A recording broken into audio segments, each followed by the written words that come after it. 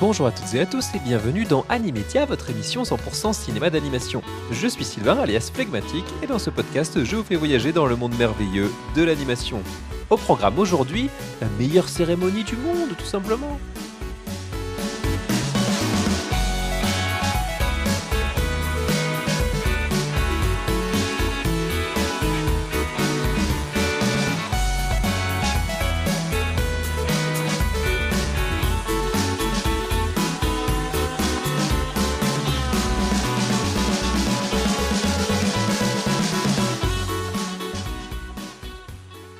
Mesdames, messieurs, tout le monde, bonjour, je suis votre hôte Sylvain alias Phlegmatique et je vous souhaite la bienvenue à la première cérémonie des Animedia Awards.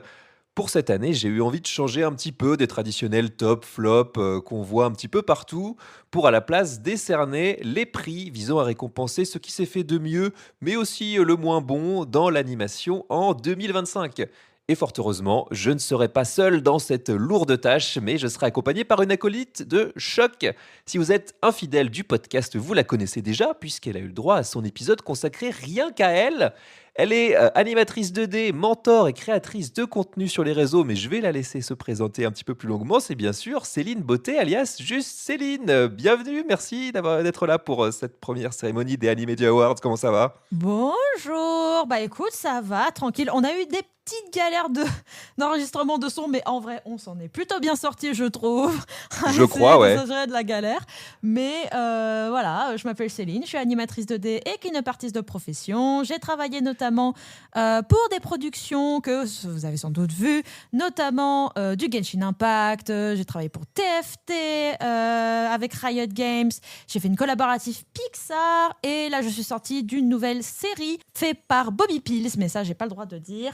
Vous voyez quand même qu'on reçoit du beau monde, hein, de quelqu'un qui travaille avec des gros studios. Et bah, tu as commencé à parler un petit peu de tambouille interne, c'est vrai. On a eu, voilà, on a réglé nos petits soucis de son a priori. Un merci évidemment à la régie, n'est-ce pas? Merci Et, la régie. et bah, pour parler justement de tout ça, tu as été la première, en tout cas, tu as été très vive à répondre quand j'ai fait bah, mes dernières stories de l'année pour donner justement mon top 10 de l'année. J'avais teasé un petit peu ces Animedia Awards et tu as été super rapide pour répondre, pour dire oh chouette, des awards. Et du coup, bah voilà, je t'ai proposé de venir, d'en être, et puis bah, tu as répondu hyper rapidement. Donc voilà, un grand merci d'être là. Et puis bah, j'espère que on va avoir des réponses un petit peu différentes, je crois, parce qu'on n'a pas tout à fait forcément les mêmes sensibilités. Donc c'est ça qui va venir pimenter tout ça. Non, c'est sûr. Mais en plus, moi, ce qui est cool, c'est que à chaque fois, tu as les influenceurs ciné qui font leur top à eux ou qui font leur truc des cérémonies, leur prédiction des cérémonies pour les Oscars ou pour les Césars et tout. Mais très peu parlent de l'anime et je trouvais ça trop dommage. Donc, prendre l'initiative pour faire un truc de son côté vraiment basé sur l'anime, je trouvais que c'était vachement cool. Alors, moi, personnellement, je sais pas pour toi. Mais là, pour, entre guillemets, ces awards, pour l'élection, les prédictions, moi, je me suis imposé deux petites règles, histoire d'avoir un truc un peu plus intéressant. Je sais pas pour toi. Moi, le premier truc, c'est je veux pas te faire de redites. Même si y a beaucoup de mes choix qui peuvent être mis dans plusieurs catégories, je préférais ne pas mettre deux fois le même, histoire de faire un tour d'horizon plus large du paysage cinématographique de 2025, on va dire ça comme ça. Ça permet de mettre en lumière plus de trucs et je préfère me dire que, bah, pour nos chers éditeurs qui nous écoutent, il y aura plus de choix, de choses à regarder en fait, plus de fous. Plus on est de fous, plus on rit, quoi, tout simplement. Alors c'est vrai, je me l'étais pas formalisé, mais c'est vrai que j'ai cette habitude aussi d'essayer de voilà de pas faire de redites. Mais voilà Bon, pour les voilà. mêmes raisons que toi. Donc je suis complètement d'accord. Je vais pas en rajouter. C'est vrai que je suis complètement d'accord. L'idée de cette cérémonie, c'est aussi si jamais vous avez suivi, bah, si vous avez suivi l'actualité d'animation de près, bah, vous verrez si vos petits chouchous repartent avec des prix. Et si vous avez suivi ça d'un petit peu plus loin, bah, comme ça vous repartez avec un catalogue de recommandations. Et bah, je trouve ça chouette pour vous aussi. Ah ouais, non, carrément. Et puis le deuxième truc, moi, que je me suis fait. Alors après, je sais que ça va pas faire l'unanimité avec tout le monde. Après, vu que c'est un premier épisode, c'est un épisode pilote, on essaie de voir un peu qu'est-ce qui pourrait fonctionner, si avec d'autres guests qui pourraient arriver, il n'y a pas d'autres règles que tu peux mettre en place et tout. Donc n'hésitez pas à dire en commentaire si ça vous plaît, du coup, là, ce qu'on a mis en place. Et le deuxième truc que moi, je voulais mettre en place, c'était le fait de pas mettre des films dépendants d'une licence. Genre, par exemple, on va pas parler, en tout cas de mon côté, je vais pas parler du Rise Arc, je vais pas parler de Jujutsu Kaisen, je vais pas parler du film Demon Slayer, tout simplement parce que je voulais privilégier tout ce qui était one shot et tous les films qui vont être Genre qui peuvent être vus dans une saga, mais qui se suffisent à eux-mêmes, en fait. Genre même si le Réséarch, il est très bien, voilà, spoiler alert, mais pas tout le monde suit les licences, en fait, en question. Pas tout le monde ne regarde ces séries, même si c'est extrêmement populaire. Donc ça permet de mieux conseiller et inciter les gens à voir des films sans se dire qu'ils vont devoir se taper toute une saison de 24 épisodes juste pour pleinement apprécier et comprendre le film, quoi. Donc je voulais mettre davantage des films qui sont vraiment plus des one-shots ou qui suffisent à eux-mêmes, même s'ils sont dans une licence. Parce que généralement, les films comme ça, genre les Réséarch, les Jujutsu Kaisen, etc., c'est des films qui sont des saisons à part entière, entre guillemets. Donc du coup, c'est vraiment dans la continuité d'une saison et je voulais pas que les gens soient dépendants de la série pour du coup apprécier le film. Donc je me suis fait cette règle de pas mettre des films à licence, quoi. Ou alors des films à licence, mais qui sont directement dans la lignée de la série, en fait. Ouais, bah, c'est tout à ton honneur et bon, j'ai fait pareil, c'est vrai, sans trop me rendre compte. Déjà parce que il y en avait pas directement qui, en tout cas, à mes yeux, rentraient dans mes lauréats. Mais c'est Mm, vrai mm, que, mm. bah, moi, c'est aussi des films que je vais pas forcément voir malheureusement. Bah, tu parlais du Razor Arc de Chainsaw Man. Bah, moi, j'ai Mm, mm, mm. jamais regardé Chainsaw Man, même si c'est sur ma liste depuis un petit moment. Mais bon, voilà, ça me paraissait bizarre un peu de débarquer dans cet univers, par ce biais-là. Et Mm. même si c'est vrai que voilà, ça a été récompensé par certains d'entre vous dans les commentaires, puisque, eh bien voilà, je me le dis tout de suite, restez bien jusqu'à la fin. Ce sera l'avant-dernière catégorie, mais il y aura bien un Oui. prix du public. Merci beaucoup, je le dis à l'avance, mais je le redirai à ce moment-là. Vous avez été nombreux à voter. La bataille a fait rage jusqu'au dernier moment, et voilà, on décernera ça avant, ce sera l'avant-dernière catégorie, voilà, avant de décerner notre film préféré de l'année. Et puis, bah, tu as parlé, voilà, privilégier les one-shots, d'autant qu'il y aura une catégorie série de l'année. Ça, je peux d'ores et déjà vous le dire. Donc, il y aura 11 catégories en tout, hein. Je vais les dérouler au fil de l'épisode. Je vais pas tous vous les Mhm. donner maintenant tout de suite, ce serait un petit peu rébarbatif. Mais voilà, on Mm. a sélectionné principalement le bon. Il y aura un petit peu de négatif, entre guillemets. J'ai pas voulu faire de gros flops, mais en tout cas, peut-être surtout des petites déceptions pour nous. Donc voilà, n'hésitez pas, comme je l'ai dit, à sortir un calepin ou ouvrir une petite note pour marquer tout ce qu'on va vous recommander. Et puis voilà, sans plus tarder, après cette intro, je te propose, Zéline, bah, de nous lancer tout simplement avec Ok. la première catégorie. Et je vais te donner la parole pour le début, et ça va être la surprise de l'année. Donc un film qui n'était peut-être pas forcément sur tes radars, ou alors tu t'attendais pas forcément à ce qu'il te marque à ce point-là. C'est pas ton film de l'année, mais c'est voilà, quelque chose qui t'a fait un petit effet inattendu. Et ben moi, pour la surprise de l'année, j'avoue que je m'attendais à rien. Je savais même pas de quoi ça parlait au départ. Pour spoiler un petit peu, j'avais déjà vu un peu de son travail, notamment sur les campagnes pour Hermès, et je me suis dit, bah pourquoi pas, tiens, on n'arrête pas de m'en dire, tombe bien. Et j'ai été agréablement surprise. Je décerne la surprise de l'année à Arco, d'Hugo Bienvenu. Ok. Voilà. C'est des visuels léchés, on revisite un peu du E.T. avec du Mobius, avec toutes les couleurs très flashy, avec la ligne très claire, très fine. Ce côté très rétro-futuriste des années 70, on en avait parlé déjà quand tu m'avais interviewé à Annecy. Les formats très ronds qui sont en collaboration avec la nature, ça fait très rétro-futurisme des années 70, quoi. On mélange tout ça avec un peu de Miyazaki dans la musique qui reprend un peu les envolées lyriques de Joe Hisaishi, mais pas uniquement dans le côté écolo aussi, bien qu'il y a tout le monde qui arrête pas de dire que bah oui, ça reprend du Miyazaki parce que c'est écolo. Non, il y a pas que ça, il y a vraiment cet aspect très nostalgique de l'écriture des personnages, en fait. Genre entre guillemets, sans trop spoiler non plus. Je sais pas vraiment qu'est-ce que je peux dire en termes de spoiler ou quoi, mais le trio, voilà, juste le trio. Ceux qui ont vu le film, vous saurez de quoi je parle. Qui au fond sont pas des mauvais bougres et qui sont très expressifs et qui aident à la fin nos héros. Ça, c'est une écriture qui est très particulière des films de Miyazaki aussi, hein. T'as toujours un personnage qui est comme ça, qui fait un peu bougon au départ, que tu as l'impression que ça va être un peu un antagoniste, mais qui au final n'est pas un mauvais bougre et qui va les aider à la fin. Donc ça rappelle vraiment beaucoup Miyazaki. Tu sens que Hugo Bienvenu, il a vraiment bien travaillé ses références de ce point de vue-là, moi, je trouvais. Ouais, bah, je te rejoins complètement, hein. C'est vrai que Arco, pour moi, ça n'a pas été une surprise dans le sens où, bah, tu l'as vu, je crois, à Annecy comme moi. Moi, j'avais déjà un petit peu sa réputation le précédait, on va dire, au moment Hmm. où je l'ai vu. Donc ça a été un peu la confirmation de ce que j'en attendais. Mais c'est vrai que quelque part, ça reste une surprise dans le sens où c'est aussi un premier film.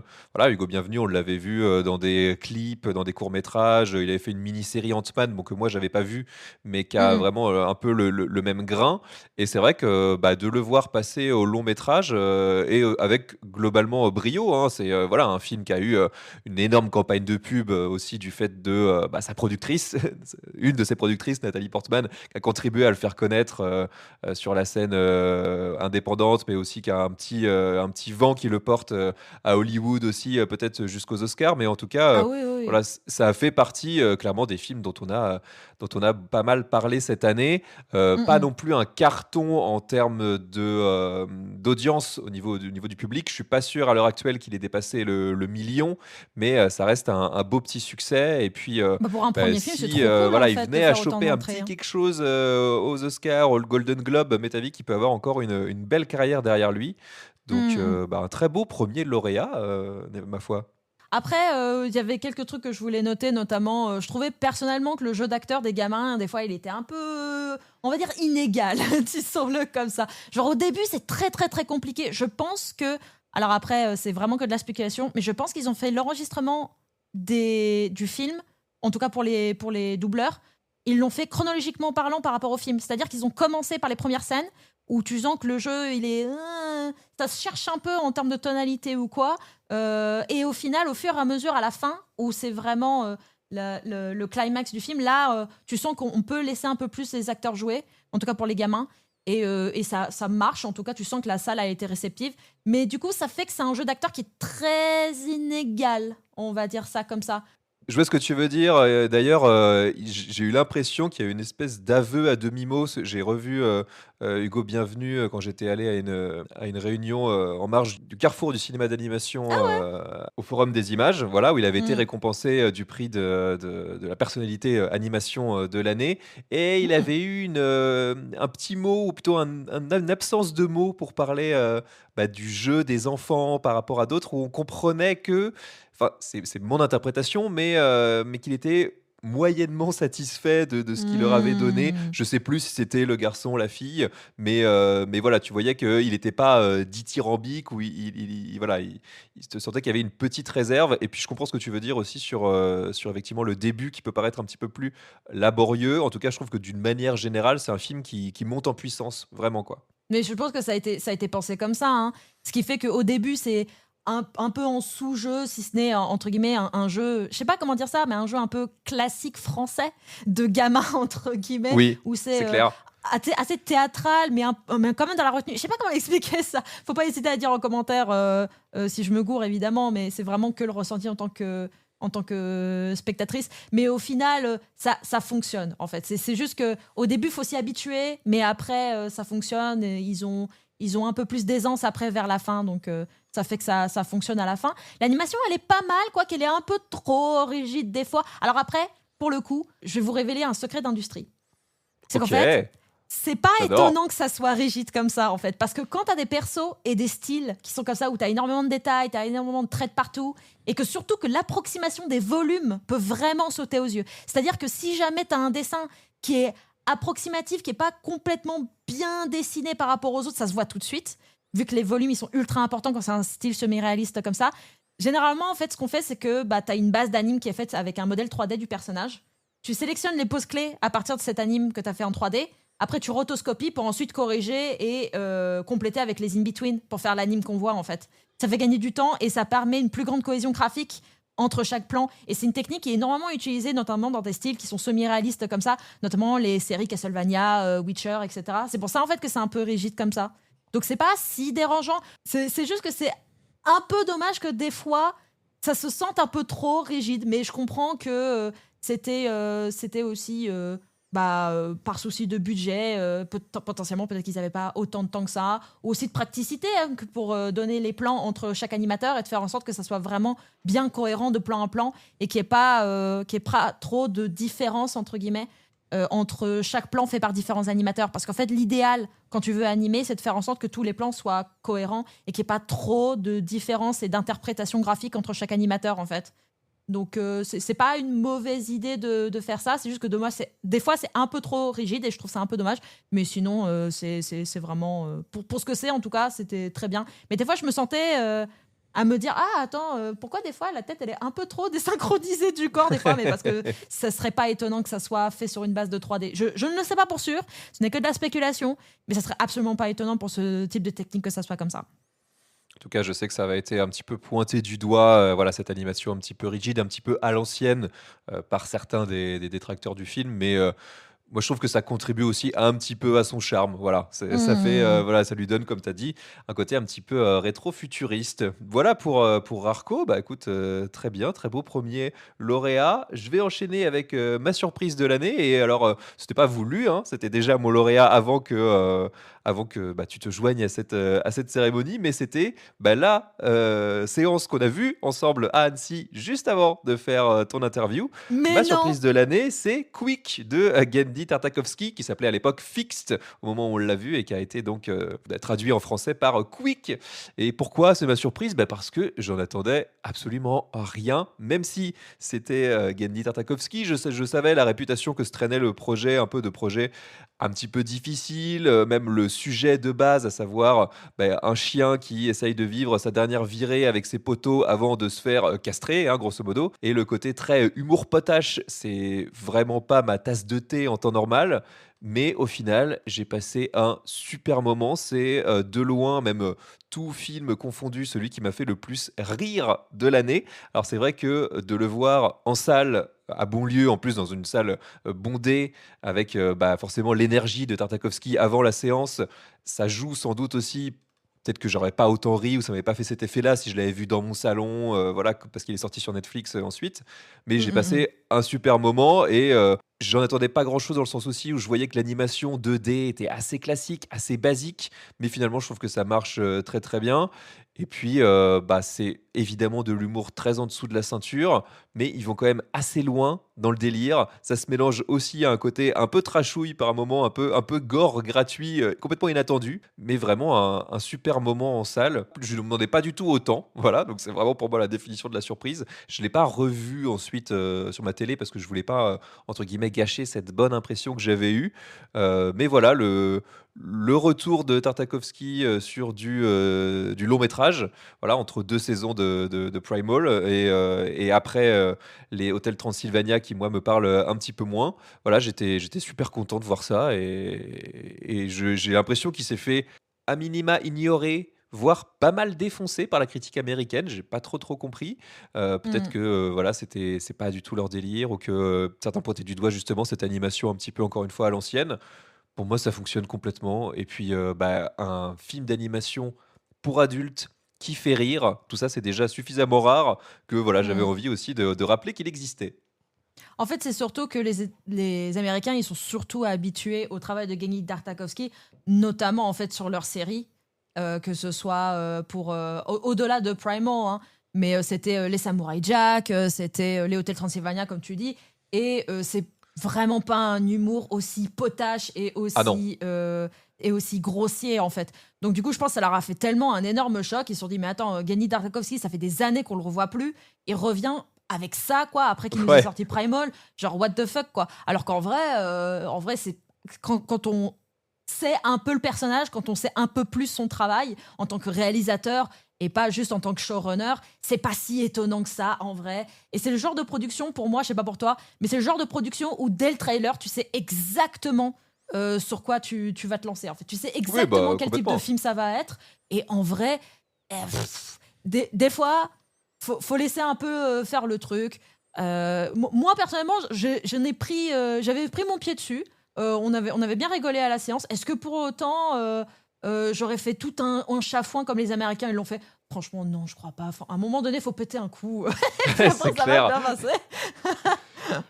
Et tu sentais le côté vraiment exutoire en plus, il a pas tout mis parce que je pense que c'est quelqu'un qui a beaucoup de choses dans sa tête, il aurait pu en mettre bien plus que ça, mais il était Oui. juste content de montrer un projet qui a mis des années à se faire. La preuve, Ah c'est que oui. je me souviendrai vraiment très longtemps de ce discours. Il commence à parler, il commence à expliquer un petit peu, puis à un moment, il dit: «Ouais, fuck it, vous êtes là pour voir le film. Moi, j'ai trop envie de le montrer. Ça fait des années qu'il est dans un tiroir, que j'arrive pas à le monter. Allez, c'est parti, voilà, let's go, Ouais. je vous montre, je me tais et je vous montre ça, quoi». Et rien que ça, ça te met dans un super état d'esprit. Et puis, bah oui, j'avais pas vu le trailer, je crois, juste quelques images.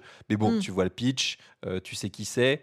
À un moment donné, voilà, effectivement, peut-être tu poses un petit peu, je sais pas si c'est poser son esprit critique parce que c'est quand même quelque chose qui Non. se critique, mais en tout cas, tu peux comprendre la démarche et te dire, ben voilà, c'est ça qu'il a voulu faire et Mmh. c'est ça qu'il a mis dedans.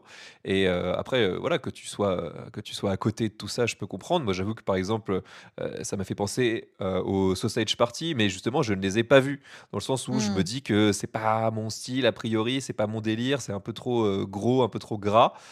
Et là, Ouais. pourtant, ça a fonctionné sur moi. Donc, comme quoi, parfois, faut se laisser la possibilité d'être surpris, justement. Ah oui, clairement, c'est le film que tu vois une seule fois et puis tu es content de l'avoir vu une seule fois, mais c'est tout, quoi. C'est pas le classique que tu vas revisiter avec la famille tous Pas les ans, trop. quoi. Non, Non, c'est clair. Ne montrez pas ça à vos enfants, surtout. surtout.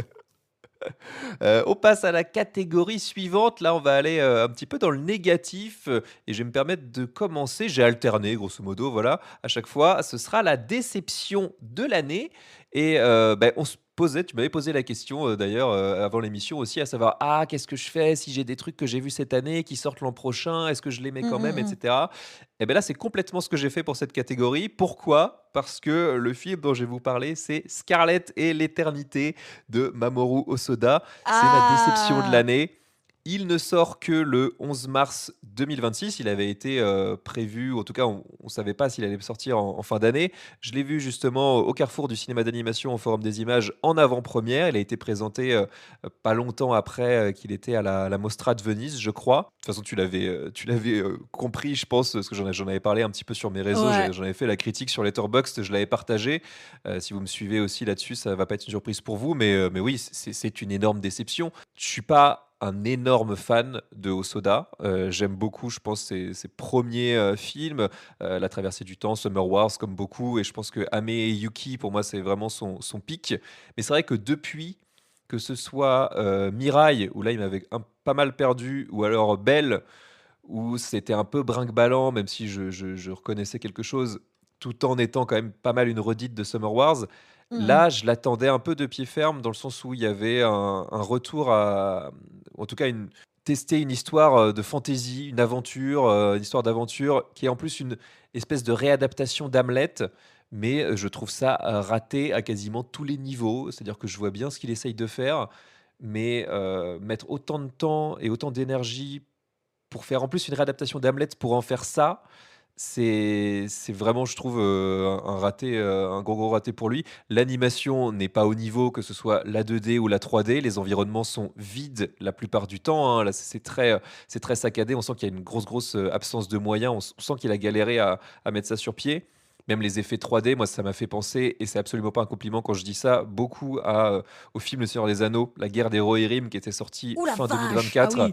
Ouais, ouais, mais pour moi, il y a des choses qui sont de l'ordre de ce niveau-là, hein, quand elle cavale à cheval sur des grandes plaines vides, c'est vraiment, on est quasi sur le même niveau. Il y a Mmh. quelques scènes d'action, même si c'est pas un film d'action, mais bon, ça fonctionne à peu près. Et ensuite, tout l'univers, j'y crois absolument pas. Il y a une histoire de, on est dans un sorte de purgatoire qui, tu comprends assez vite où ça va, mais ça met quand même du temps. Ça dure 2 heures à délayer un petit peu tout ça, avec en plus des personnages qui viennent de notre réalité à nous, c'est-à-dire de notre époque à nous.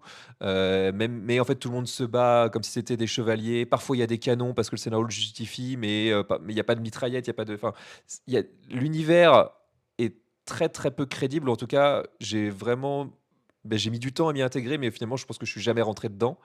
Et Mmh. puis à l'arrivée, pour dire quelque chose qui est quand même d'une mièvrerie assez et d'une naïveté assez incroyable, où bah, la morale un petit peu du truc, c'est bah, la guerre c'est mal, et puis bah, la paix c'est bien.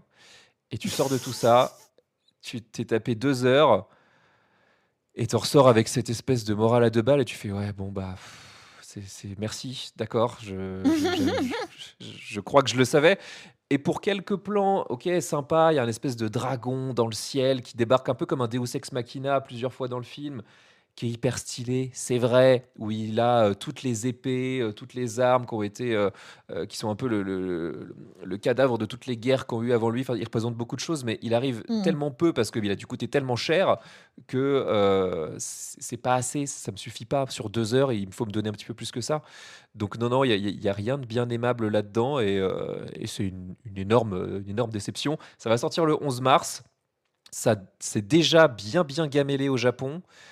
J'y crois absolument pas, pour chez nous, quand bien même la France reste, une terre d'accueil pour Osoda, là, à mon avis, ça va la gamelle va faire mal, je pense.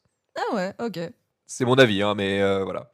Ouais, ouais, bah, je ça se comprend. Après, moi, le côté un peu mielleux, alors je vais faire un peu ma ma haters de base, hein, mais Mamoru Hosoda, j'ai jamais réellement réussi à capter. Genre, ce côté mièvre, comme tu dis, pour moi, c'est tout ce qu'il a déjà fait avant, en fait. Donc, le fait que tu me dises que ça se ressent encore plus là dans Scarlett, ça m'étonnerait absolument pas, en fait. Rien Ouais, que ouais, quand peut-être, j'avais ouais. regardé Belle à l'époque, j'étais en mode non, mais c'est d'un nul, Belle. Je comprends pas pourquoi les gens ils aiment bien. Il y a quelques chansons où de temps en temps, je suis en mode ah oui, c'est vrai, j'y repense, elles étaient cool.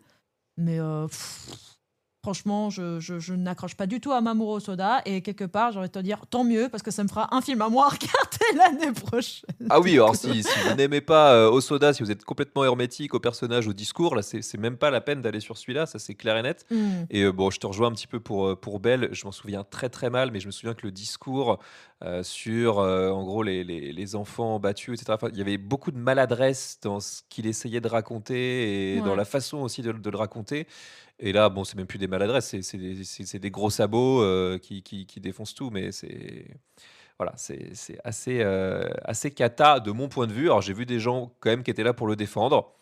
Mmh. J'aimerais bien, voilà, avoir une discussion avec eux, tout simplement pour qu'ils m'expliquent ce qu'ils voient là-dedans que éventuellement je ne vois pas. Mais Mmh non, de mh. mon côté, c'est clair que je ne retournerai pas en salle le 11 mars.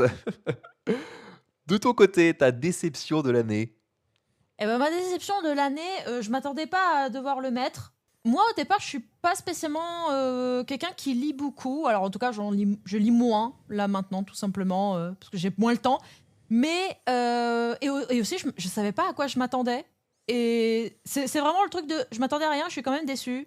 Comment c'est possible de rater une adaptation de La ferme des animaux? Bah, donc du coup, ma déception de l'année, c'est La ferme des animaux ou Animal Farm d'Andy Serkis. Ah oui, bah là, Voilà, je te rejoins complètement. Je te laisse voilà, non. développer, mais je te rejoins.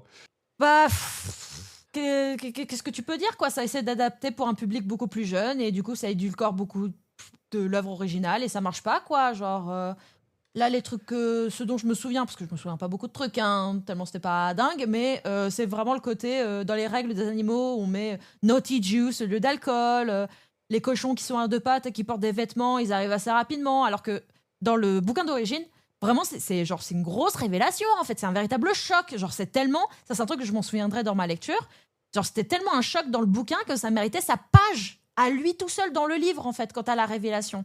Donc c'est pour te dire à quel point c'était super important.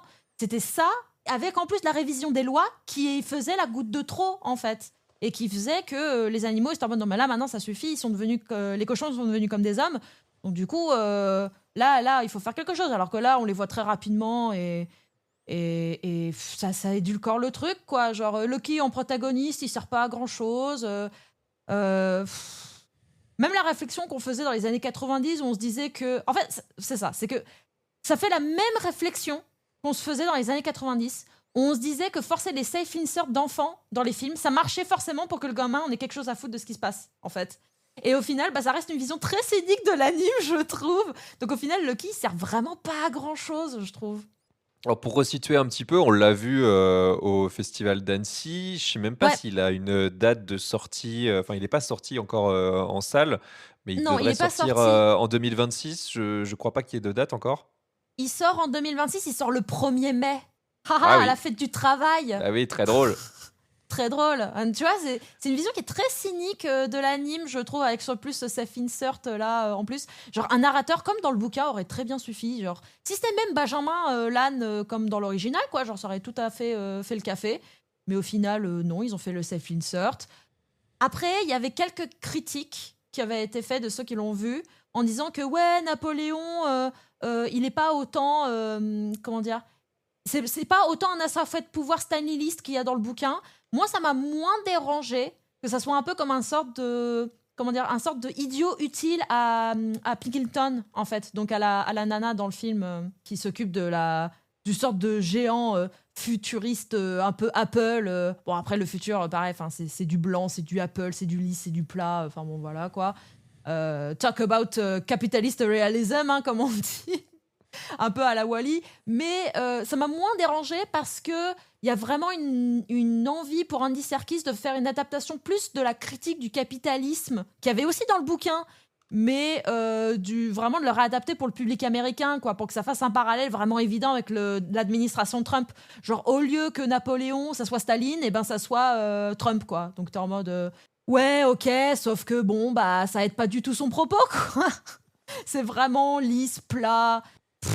Voilà, vraiment regarder la version de 54, c'est bien plus efficace, ça a plus de caractère. Et pour l'anecdote, ça a été commandé par le CIA, la version de 54. Donc, t'imagines que un film qui est une propagande anti-communiste, elle marche mieux pour le propos anticapitaliste que l'adaptation d'Andy Serkis, quoi. Donc, je sais pas à quoi je m'attendais et je suis vraiment déçue, quoi. Je m'attendais à...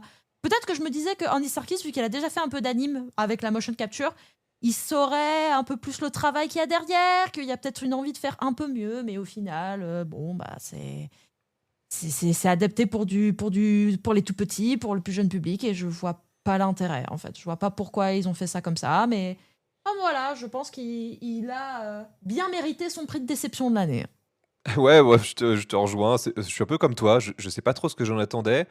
Et au final, c'est pareil. Je suis clairement déçu. Alors, je pense que c'est effectivement le nom d'Andy Serkis. Et c'était aussi le fait de le voir à Annecy. Et voilà, c'est aussi pour ça que j'avais réservé la séance. Hmm. Mais au final, on se retrouve face à quelque chose. Déjà, c'est de l'animation 3D, mais genre ultra basique. Enfin, je vais pas dire qu'il y a pas de DA, mais déjà, c'est tellement générique que même Ouais, ça c'est aussi, ça. ça dessert presque le propos. C'est-à-dire que tu n'essayes pas de dire quelque chose, de te servir de ça pour dire quelque chose non plus. Et puis, c'est surtout qu'en fait, très très vite, c'est d'un mauvais goût.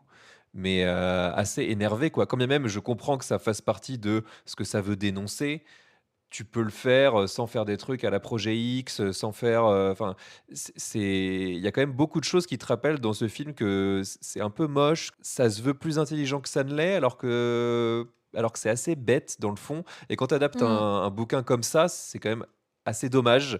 Donc ouais, pareil, j'en attendais mieux. Pareil, le casting vocal est assez impressionnant, mais bon, finalement, il y a Seth Rogen qui cabotine, mais à côté de ça, ils sont tous un petit peu effacés, je trouve, et c'est dommage, quoi. Donc Hmm, hmm. donc, donc voilà, pareil, ça aurait pu être un événement, et au final, voilà, je sens qu'au moment de sa sortie, ça va un peu passer à l'as, quoi, parce que ça fait vraiment film daté à tous les niveaux. Tu as parlé de l'imaginaire futuriste. Bon, ça c'est pareil, voilà, en termes de mauvais goût, de manque de réflexion. Ou alors je sais pas si le film a mis longtemps à se faire et que dans ce cas-là, pareil, ça fait partie des choses qui auraient été plus justes il y a 5-10 ans, mais je pense même pas, en fait.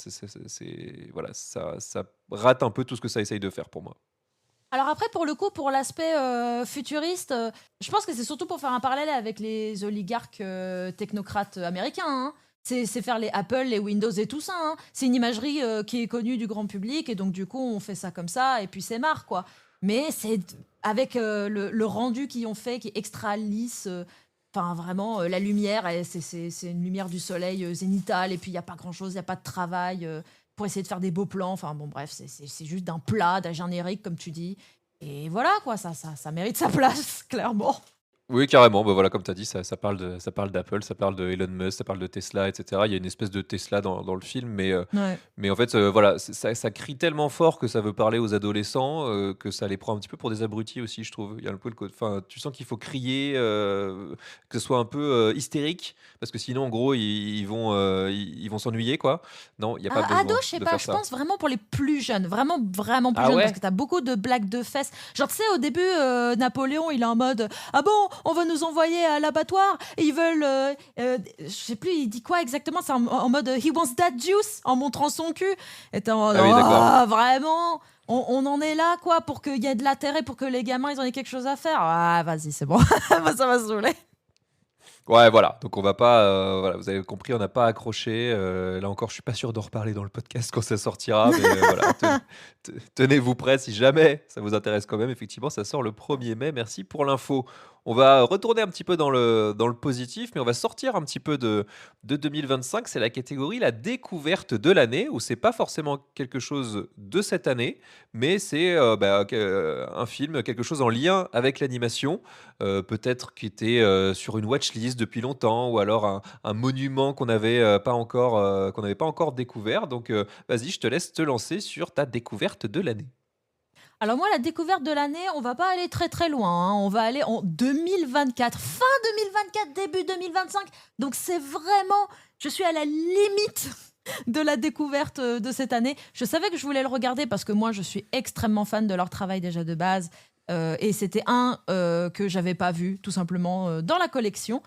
Mais ma découverte de l'année, c'est Wallace et Gromit, La Palme de la Vengeance ou Vengeance Oh! Most Foul de Nick Park et Merlin Crossingham.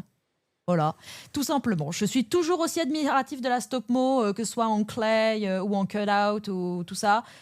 Et les Wallace et Gromit, voilà, c'est le genre de licence, tu sais exactement pourquoi tu vas le voir. C'est du Hardman tout craché, on va pas s'attendre à ce que ça réinvente la roue. Et c'est avec plaisir que j'y retourne, sans aucun problème. J'ai l'impression un peu que les Wallace et Gromit, c'est un peu les Mickey Shorts de son époque, tu vois. C'est devenu vraiment des intemporels. C'est de l'humour britannique, donc c'est de l'absurde, du comique de situation, des jeux de mots un peu à la con. Mais ça marche. Et là, pour le coup, pour celui-là, j'aimais bien le côté, le petit sous-texte de, tu sais, la technologie, c'est bien, vu que, Ouais, voilà, c'est un inventeur. Les avancées, c'est cool, mais il faudrait avant tout que ça serve et que ça réponde à un besoin. Hein? Wink wink, n'est-ce pas? Pour nos auditeurs, je fais des très gros yeux ronds écarquillés. Wink wink, n'est-ce pas? Il y a certaines choses qui sont profondément humaines, et ça se relève pas.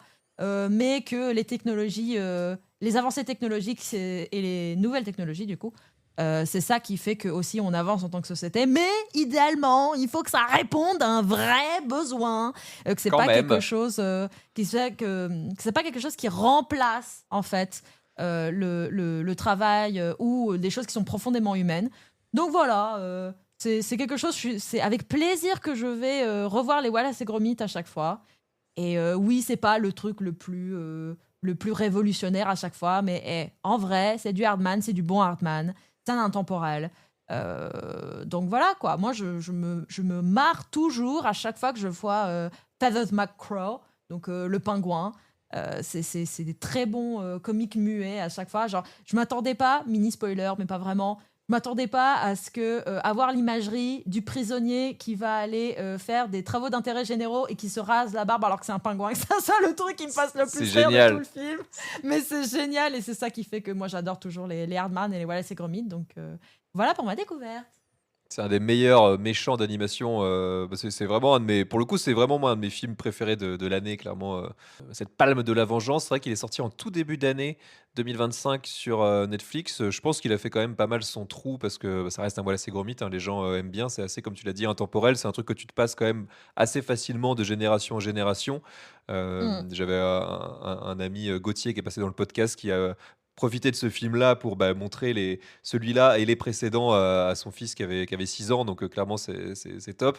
Moi, ça m'a Mm. permis de les redécouvrir aussi, tous les moyens métrages de 30-40 minutes, voilà, parce que c'est une suite directe de Un mauvais pantalon où il y avait cet épisode où il y avait justement Feathers McGraw, le pingouin criminel, quoi. Mm, mm, Et mm, mm. bah ouais, ouais, non, mais ça marche super bien parce que c'est des refs cinématographiques en fait qui sont utilisés de manière assez évidente, mais t'as pas besoin d'avoir. C'est pas genre, regarde, c'est tiré de ce film-là, c'est plus une imagerie globale de cinéma que tu vas reconnaître. Et bah, forcément, le fait de l'avoir avec un pingouin, avec un chien, avec des habitants d'une petite bourgade anglaise, voilà, tout ça, c'est détourné, c'est ça qui crée l'effet comique et c'est surtout fait avec beaucoup de bon sens, de minutie. Enfin voilà, je trouve ça presque trop bien fait, tu vois, pour de la stop motion, dans le sens où parfois tu as l'impression que ils ont trop de budget, donc ils font vraiment toutes les images. Tu as l'impression que si tu en enlèves quelques-unes, tu récupères un petit peu le côté saccadé de la stop mo qui est hyper cool à voir.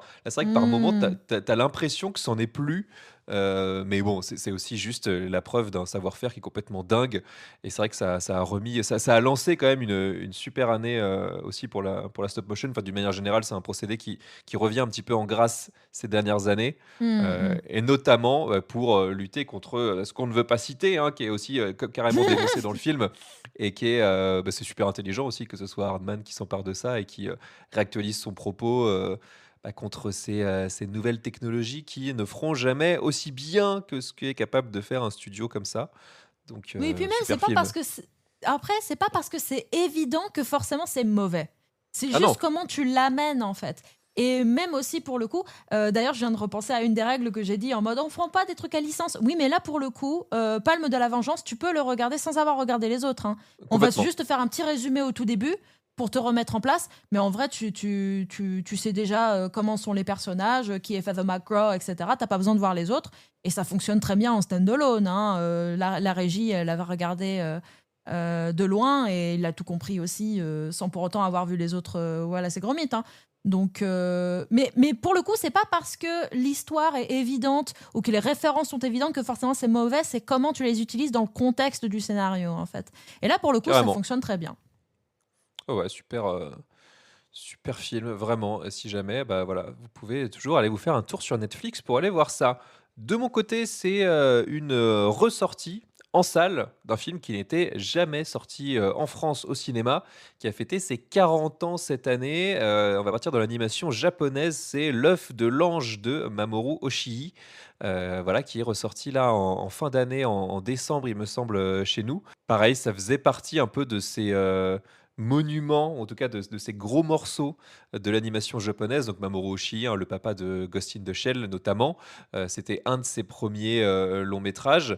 Et pourquoi c'est un monument de l'animation japonaise? Pour tout un tas de raisons. C'est vrai que c'est un film qui est assez difficile à pitcher dans le sens où c'est une jeune fille qui protège un œuf dans un monde qui est semi-post-apocalyptique, enfin en tout cas désert, et qui va faire la rencontre de ce jeune homme, de cette espèce de guerrier qui porte une genre d'épée qui ressemble à une croix et qui va se mettre à se balader dans des villes complètement désertiques avec des espèces de personnages inanimés qui vont se réveiller pour chasser des poissons qui sont projetés sur les murs. Enfin, il y a un truc hyper poétique, onirique, on ne sait pas trop où on est. Il y a une espèce de révélation finale qui n'en est pas vraiment une parce que c'est vraiment un film qui fait part belle à l'interprétation que tu peux en faire, qui fonctionne sur tout un tas de niveaux, symboliques, mystiques, etc. Ça parle Mmh. d'énormément de choses, notamment du Japon post-nucléaire, mais grosso modo de la vie, la mort. Enfin, c'est hyper, hyper deep, comme sait le faire Mamoru Oshii, hein, qui va se servir souvent de ses œuvres pour avoir des questionnements quasi métaphysiques. Et c'est quand même une errance assez folle, je trouve, à vivre en salle. Ça dure 1h10. C'est assez particulier. Il y a aussi une espèce de musique ambiante, semi-inquiétante qui traîne comme ça pendant quasi tout le film. C'est vraiment une expérience. Faut pas essayer d'y trouver quelque chose de construit. Faut pas se dire, voilà, tiens, je vais voir le pré-Ghost in the Shell ou je sais pas quoi. C'est Mmh. vraiment, quelque chose de quasi expérimental, mais je l'ai pas cité, ça vaut aussi, pour, son chara-design et son design d'une manière générale, puisque le film est designé par, Yoshitaka Amano, que vous connaissez peut-être si vous êtes un habitué de Final Fantasy, parce que c'est lui qui fait, tous les Mmh. artworks, de Final Fantasy depuis, quasiment le premier, il me semble, hein. Donc voilà, c'est ces personnages aux longs cheveux avec, voilà ce design très, très caractéristique. Et c'est vraiment profond. Moi, j'en suis sorti assez bouleversé. Je suis vraiment pas sûr d'avoir tout compris, ça c'est clair. C'est un film qui mérite, plusieurs visionnages. Mais Mmh. j'étais content de le voir et ça fait partie de ces films, tu sais qu'à un moment donné, entre guillemets, «il va falloir le voir». Il n'y a pas de film indispensable, hein, vous inquiétez pas, voilà. Mais là, c'est vrai que de le voir dans ces conditions-là, version restaurée en salle avec, une super image, un super son, bah, ouais, clairement ça faisait plaisir. Donc moi, ça restera vraiment une de mes, expériences salles de l'année sans, aucun doute. Mmh. OK, moi, j'en avais entendu parler, mais j'avoue que j'ai un peu manqué, la séance événement, donc peut-être à un moment donné, je me prendrai le temps de le regarder parce qu'effectivement, moi, ça m'intrigue. Bah, je pense que ça s'accompagne chez nous de ressorties, potentiellement DVD, Blu-ray et cetera, quoi. En tout cas, ça m'étonnerait Ouh! en tout cas, ça m'étonnerait pas. Donc si vous l'avez raté en salle, même s'il y a moyen qu'il soit encore là, je vois d'ailleurs qu'il est toujours programmé notamment aux Halles à Paris. Voilà, si vous êtes en région parisienne, peut-être traînez pas trop, mais ça vaut, Ouh, OK, c'est encore possible, je crois, d'aller le voir. On va OK. avancer un petit peu et on va passer à la on en est déjà à la quatrième catégorie, voilà, je vais pas trop vite sur mon runner pour parler on va retomber un petit peu dans le négatif, mais avec un petit peu plus de second degré puisqu'on va parler de l'oublié de l'année. C'est en gros, ce film, cette série qui aurait pu être un événement et finalement non. C'est-à-dire que, voilà, quelque chose que ça peut être à la fois pour mettre, en valeur quelque chose qui est complètement passé, en travers des filets de tout le monde ou alors pour pointer du doigt ce petit quelque chose qui aurait pu fonctionner et en fait pas du tout et moi ça va être, l'angle que j'ai choisi puisque je vais parler de gagner ou perdu. Est-ce que ça te parle, gagner ou perdu? Alors là, pas du tout. Alors là, pour le coup, tu as bien choisi ton Bah, lauréat. voilà et c'est quand même assez fou parce que gagner ou perdu, c'est la première série Pixar qui est sorti sur Disney+, Ah bon? je crois au printemps, mars-avril. Et alors pourquoi? Pourquoi c'est oublié? Parce que c'est vrai que, non seulement j'ai l'impression que personne n'en a parlé au moment de sa sortie, mais personne n'en reparle en fin d'année. Là, en ce moment, c'est la saison des prix, les Annie Awards notamment, les Oscars de l'animation qui récompensent à la fois les films, les séries. J'ai l'impression que cette série est nulle part alors que c'est du Pixar quand même, ça aurait dû être un événement. Et en fait, pas du Mmh. tout. Pourquoi? Ça tient, selon moi, en plusieurs raisons, enfin en tout cas chez nous, pourquoi ça fonctionne pas? Parce que, c'est une série donc à la Rashomon, c'est-à-dire qu'en gros, on va suivre un événement selon plusieurs points de vue. Et en fait, chaque épisode, est raconté selon, différents points de vue et l'événement en question, c'est, 2 matchs. Ça encapsule grosso modo une semaine, qui se passe entre 2 matchs de softball. Donc déjà, bon, softball chez nous, Ah! voilà, Ah ouais. d'une équipe de collège, américaine quoi, d'une ville de banlieue américaine. Donc c'est quand Mmh. même quelque chose d'hyper spécifique, hyper américain, avec un design, qui malheureusement aujourd'hui devient un petit peu générique, c'est-à-dire avec vraiment des personnages très, très ronds, comme on le voit un petit peu trop et c'est vrai que, là-dessus finalement, Pixar finit un petit peu noyé dans tout le reste Mmh. et où chaque épisode essaye d'être un gimmick. Le premier, c'est la fille du coach qui est hyper stressée et son stress va être représenté par une espèce de boule de sueur qui va un peu peser sur son dos et c'est presque un des meilleurs gimmicks. Il y en a un, c'est l'arbitre et en fait, lui, il va, se napper d'une genre, d'armure qui va être représentée, de façon très littérale avec, voilà, une armure de chevalier avec un bouclier et cetera pour se protéger des autres, mais aussi des interactions sociales. Il y a un personnage qui va ou, quand il est content, s'élever dans les airs ou quand ça va pas, plonger dans le sol, qui sont des trucs très littéraux et bon, pas forcément les meilleures idées. Donc, il y a une idée comme ça par épisode, mais c'est jamais très mémorable, c'est jamais hyper marquant et puis surtout, le postulat de base, faut quand même avoir envie de s'y intéresser. Donc pour moi, ça voilà, ça avait tous les ingrédients pour, ne pas marcher quelque part et au final, non seulement personne ne l'a vu, mais j'ai l'impression que même parmi ceux qui l'ont vu, il y a pas grand monde qui s'en souvient. Même moi, j'ai un petit peu du mal là, il faut vraiment que je réunisse mes souvenirs pour réussir à en parler. Donc c'est Mmh. dommage parce que ça fait 2 heures et demie, 3 heures de Pixar, c'est toujours chouette et au final, c'est complètement, enfin, c'est pas du tout mémorable, quoi, voilà. Eh ben, tu sais quoi? On va se rejoindre là-dessus parce que moi aussi, j'ai mis du Pixar dans l'oublié de l'année. Pour ceux Aïe, qui aïe, ont vu aïe! mes vidéos, ça sera pas une surprise, mais j'ai mis Elio de Domichi et de Madeline Sharafyan. Ouais, C'est ouais, effectivement un très beau lauréat aussi, ouais. je comprends pourquoi, beaucoup n'en ont pas entendu parler. Voilà, je comprends en partie, même si c'est très triste, de la stratégie de Disney et donc de Pixar, de pas avoir fait énormément de communication autour. Mais en l'ayant vu, avant-hier, je comprends pourquoi en fait, tout le monde l'a oublié, personne n'en a entendu parler, hein. Genre, en fait, tu vraiment l'impression, je sais pas si tu l'as vu, mais Si, si, je tu l'ai un vu, peu ouais, ouais, l'im ouais. tu un peu l'impression que en fait, on a essayé de récupérer une base d'histoire, de narration, mais qu'au final, les pièces qu'on a rapportées, elles cliquent pas vraiment ensemble, en fait. Genre qu'elle est pas complètement complète, l'histoire. Et en fait, les propos de Molina, donc le réalisateur au départ, avant que ça soit Domeshi et Madeleine Charafian qui viennent dessus, en fait, ils vont un peu dans son sens, quoi. Il y a un peu le côté de, on a essayé de censurer un peu son histoire, ou on essaie ouais, de faire un sorte de gloubi-boulga de plein de trucs.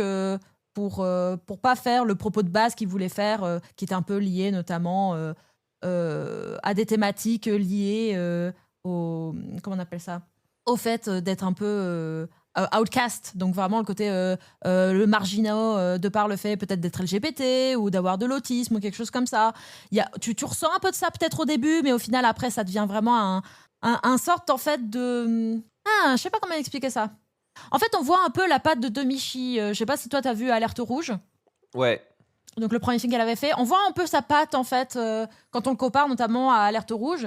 Alerte Rouge, on avait fait référence aux années 90, début des années 2000. Du point de vue entre guillemets, j'aime pas trop cette idée-là, mais là pour le coup c'était vraiment pensé dans ce genre-là féminin, avec les magazines People, les visuels inspirés des mangas, tout ce qui était très chibi, Sailor Moon notamment. Il y a des plans, moi je me souviens de la ville de Toronto, en tout cas de la ville de Chinatown de Toronto, où ça fait très Sailor Moon avec le dégradé de ciel très très rose pétant et qui tire vers le orange. On va parler des boys love, du yaoi et tout ça, de la découverte de la sexualité avec notamment les fan arts qui sont faits de garçons et tout. Sauf que là, avec Helio, au lieu que ça soit genré, très gros guillemets, fille, et ben là, c'est plus pour les garçons des années 80. Là, on va avoir des références à Terminator, à E.T., à Alien. On va voir un montage au tout début avec As the Days Go By de... comment il s'appelle déjà Daryl Braithwaite, avec les cassettes, les radiocassettes, avec les grilles néons qui font très synthwave. Mais au final, bah, c'est pas suffisant pour essayer de retranscrire une expérience universelle de gamin un peu weirdo incompris. Et ouais, c'est très oubliable au final. Le meilleur perso pour le coup, là, je suis tout à fait d'accord avec toutes les personnes notamment qui aiment le film. C'est, je sais plus comment il s'appelle, c'est Gordon ou un truc du genre. Bref, la sorte de petite limace, elle est adorable. Oui, Vraiment, c'est le oui, point oui. fort du film. Même si au départ, je suis pas très personnage de gamin en self-insert, entre guillemets, comme on l'avait vu avec Animal Farm. Mais là, pour le coup, il était extrêmement mignon. C'est un des points positifs du film. L'imagerie aussi, d'une manière générale, elle est très belle. Mais voilà, c'est vraiment pas suffisant pour remonter la pente. Et c'est extrêmement dommage. Et en plus qu'en face, bah, il y avait K-pop Demon Hunter. Ça a raflé tout sur son passage. Donc ça a fait énormément de mal à la communication et au marketing derrière Helio, qui déjà au départ était pas énorme non plus. Il y avait, je pense, une envie de tuer le projet dans l'œuf, et je trouve ça un peu dommage. Donc voilà, grand oublié pour moi, ça sera Helio, et j'espère que Disney, avec Hoppers et tous leurs projets originaux, ils vont remonter un peu la pente, parce que là, vraiment, ça a été une très mauvaise année pour eux, hein. Ouais, j'en avais parlé dans mon épisode été, où j'étais revenu sur plusieurs films sortis pendant l'été. Et c'est vrai qu'Elio, c'est Mm. un film avec une gestation, une production hyper compliquée. Tu l'as dit, Molina était sur le projet, donc le réalisateur de Coco notamment. Et bah, lui, je pense qu'il voulait clairement faire un film qui parlait aussi de lui, hein, de faire un film qui parle de son homosexualité, quoi, d'avoir un film qui traite beaucoup plus de thématiques queer, LGBT, ce qui a Bien été, sûr. je pense, en bonne partie censuré par Disney. Et c'est pour ça Mm. aussi que il a été mis sur Coco 2. Mais voilà, je pense que c'était aussi l'idée de réparer, je mets des gros guillemets, à leurs yeux, hein, le film après des premières projections qui n'étaient pas du tout satisfaisantes. Mm. Et voilà, ils ont fait un peu comme ils ont pu, ils ont rafistolé un petit peu tout ça comme ils ont pu. Faites d'ailleurs l'expérience, si vous voulez, hein, essayez de regarder le tout premier trailer de Helio, et le deuxième et le troisième, et vous verrez que c'est pas juste des plans qui ne sont pas dans le film, c'est des scènes qui ont été modifiées. C'est-à-dire c'est les mêmes scènes, Ouais. les mêmes settings en gros, quoi, les mêmes lieux.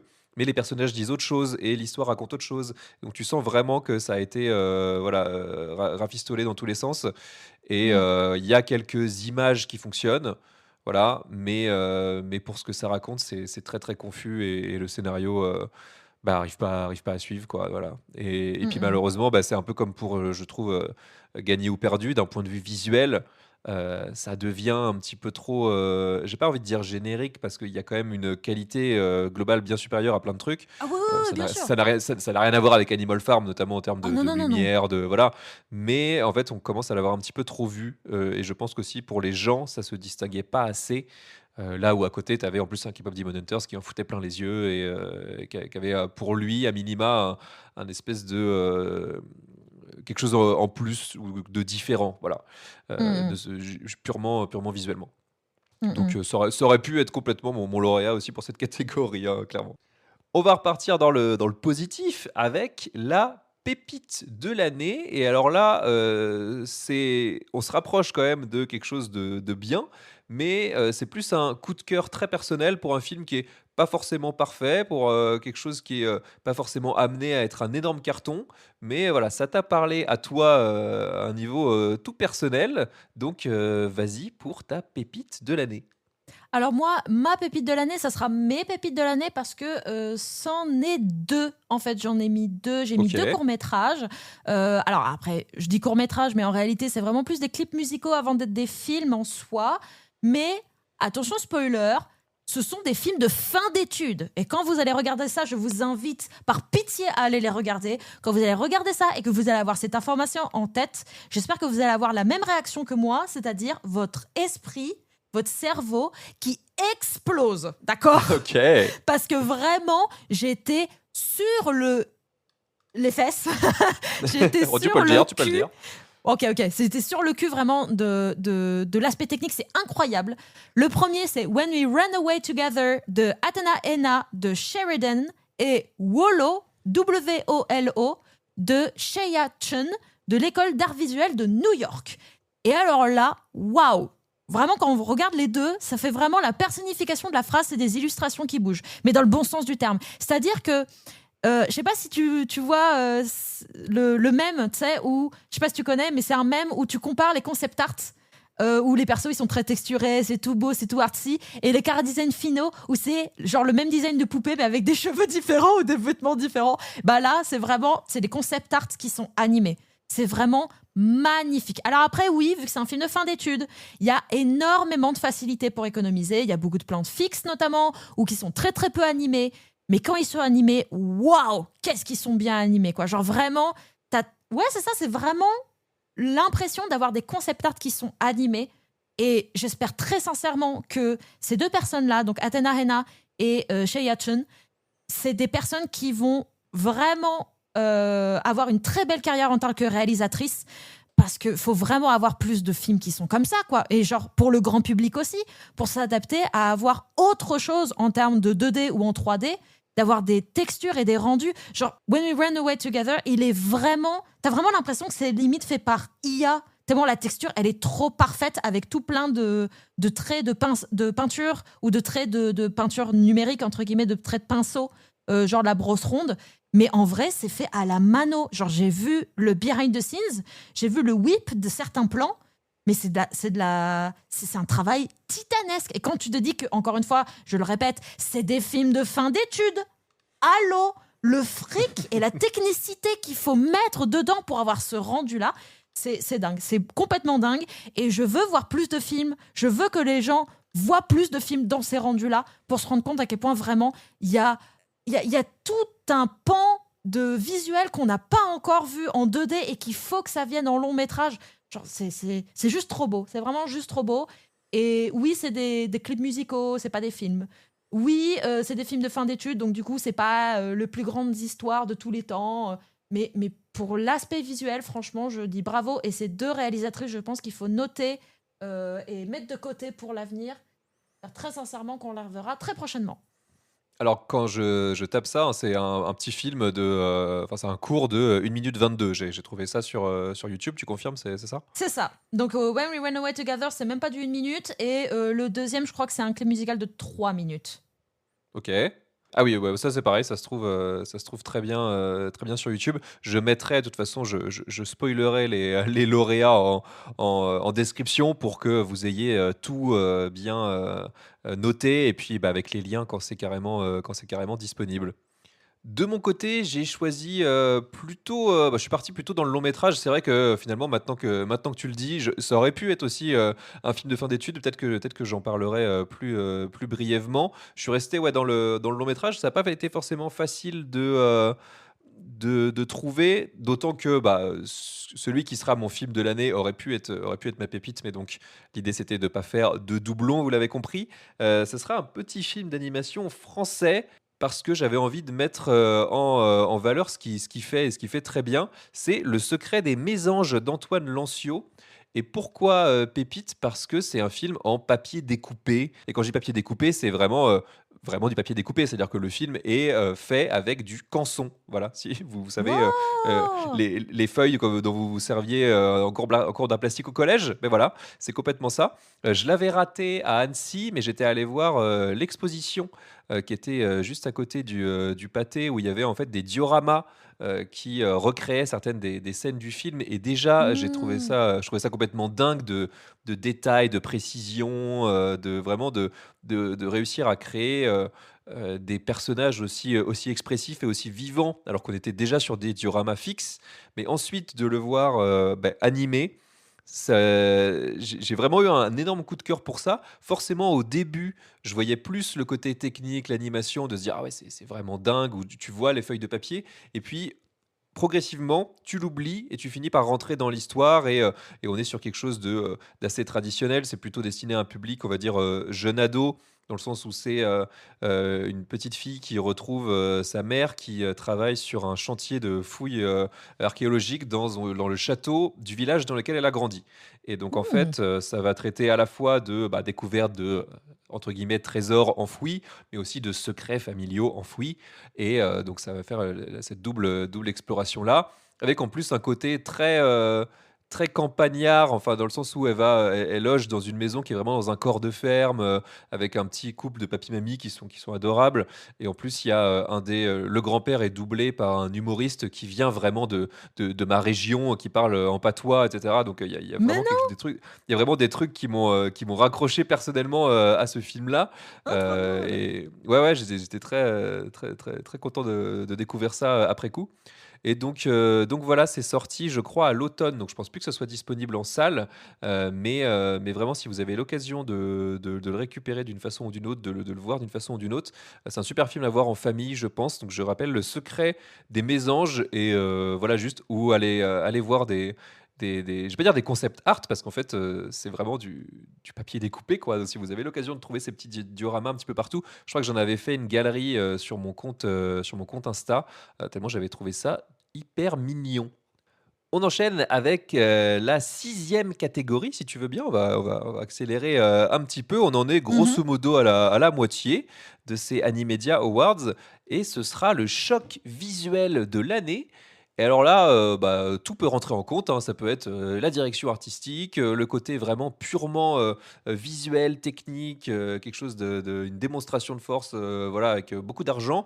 Ou alors à l'inverse, et spoiler, ça va être mon choix, vraiment une patte visuelle assez unique, qui m'a vraiment parlé, puisque je vais me permettre de commencer avec cette catégorie. Et j'ai choisi, je ne sais pas si c'est une surprise ou pas, c'est pour moi Amélie et la métaphysique des tubes de Maïlis Mmh. Valade et Liane Chohan. C'est, je pense, mon plus gros coup de cœur visuel de l'année. C'est vrai que ça n'a pas été facile de choisir, parce que j'avais aussi des lauréats vraiment pour le côté technique. Mais là, c'est pour moi la direction artistique, et la manière de penser l'animation, qui a pris le dessus. Maïlis Valade et Liane Chohan, ils ont été à l'école Rémi Chaillet, donc réalisateur de Tout en haut de ce monde et Calamity, qui étaient déjà des films que j'avais adorés. Calamity, ça avait été un de mes films préférés je crois que c'était 2020, donc une année un peu compliquée pour le cinéma, mais vraiment j'avais trouvé ça sublime. Et voilà, Amélie et la métaphysique des tubes, c'est dans le même style, dans le sens où c'est des aplats de couleurs qui en gros s'assemblent et forment l'image, hein. C'est pas du dessin pour parler, c'est pas du trait, c'est pas du crayonné, c'est vraiment comme si on avait renversé les dépôts de peinture, et puis qu'ensuite on avait essayé de recréer des personnages à partir de ça. Et il y a vraiment, des plans, des scènes, assez sublimes. Moi, je me souviendrai longtemps de cette scène où, voilà, Amélie se réveille et découvre, le printemps, alors qu'au départ, elle se balade dans son jardin dans la brume. Et puis tout autour, d'elle, les fleurs prennent vie, le jardin prend vie, et elle se retrouve à faire Mmh. du toboggan voilà, sur les tiges des fleurs de son jardin. C'est un film qui se passe au Japon, donc en plus qui est plein de couleurs, voilà, c'est vraiment le style visuel, qui me parle. Et je pense qu'il a été suffisamment loué et célébré pour ça, hein. Mais voilà, moi, c'est clairement mon lauréat qui se distingue sur ce point de vue-là. Mmh. Ah ouais, non, mais je suis tout à fait d'accord avec toi. Après, je respecte une de mes règles, donc je ne l'ai pas mis ici, Amélie, la métaphysique des tubes. Moi, j'ai mis un autre film hongkongais.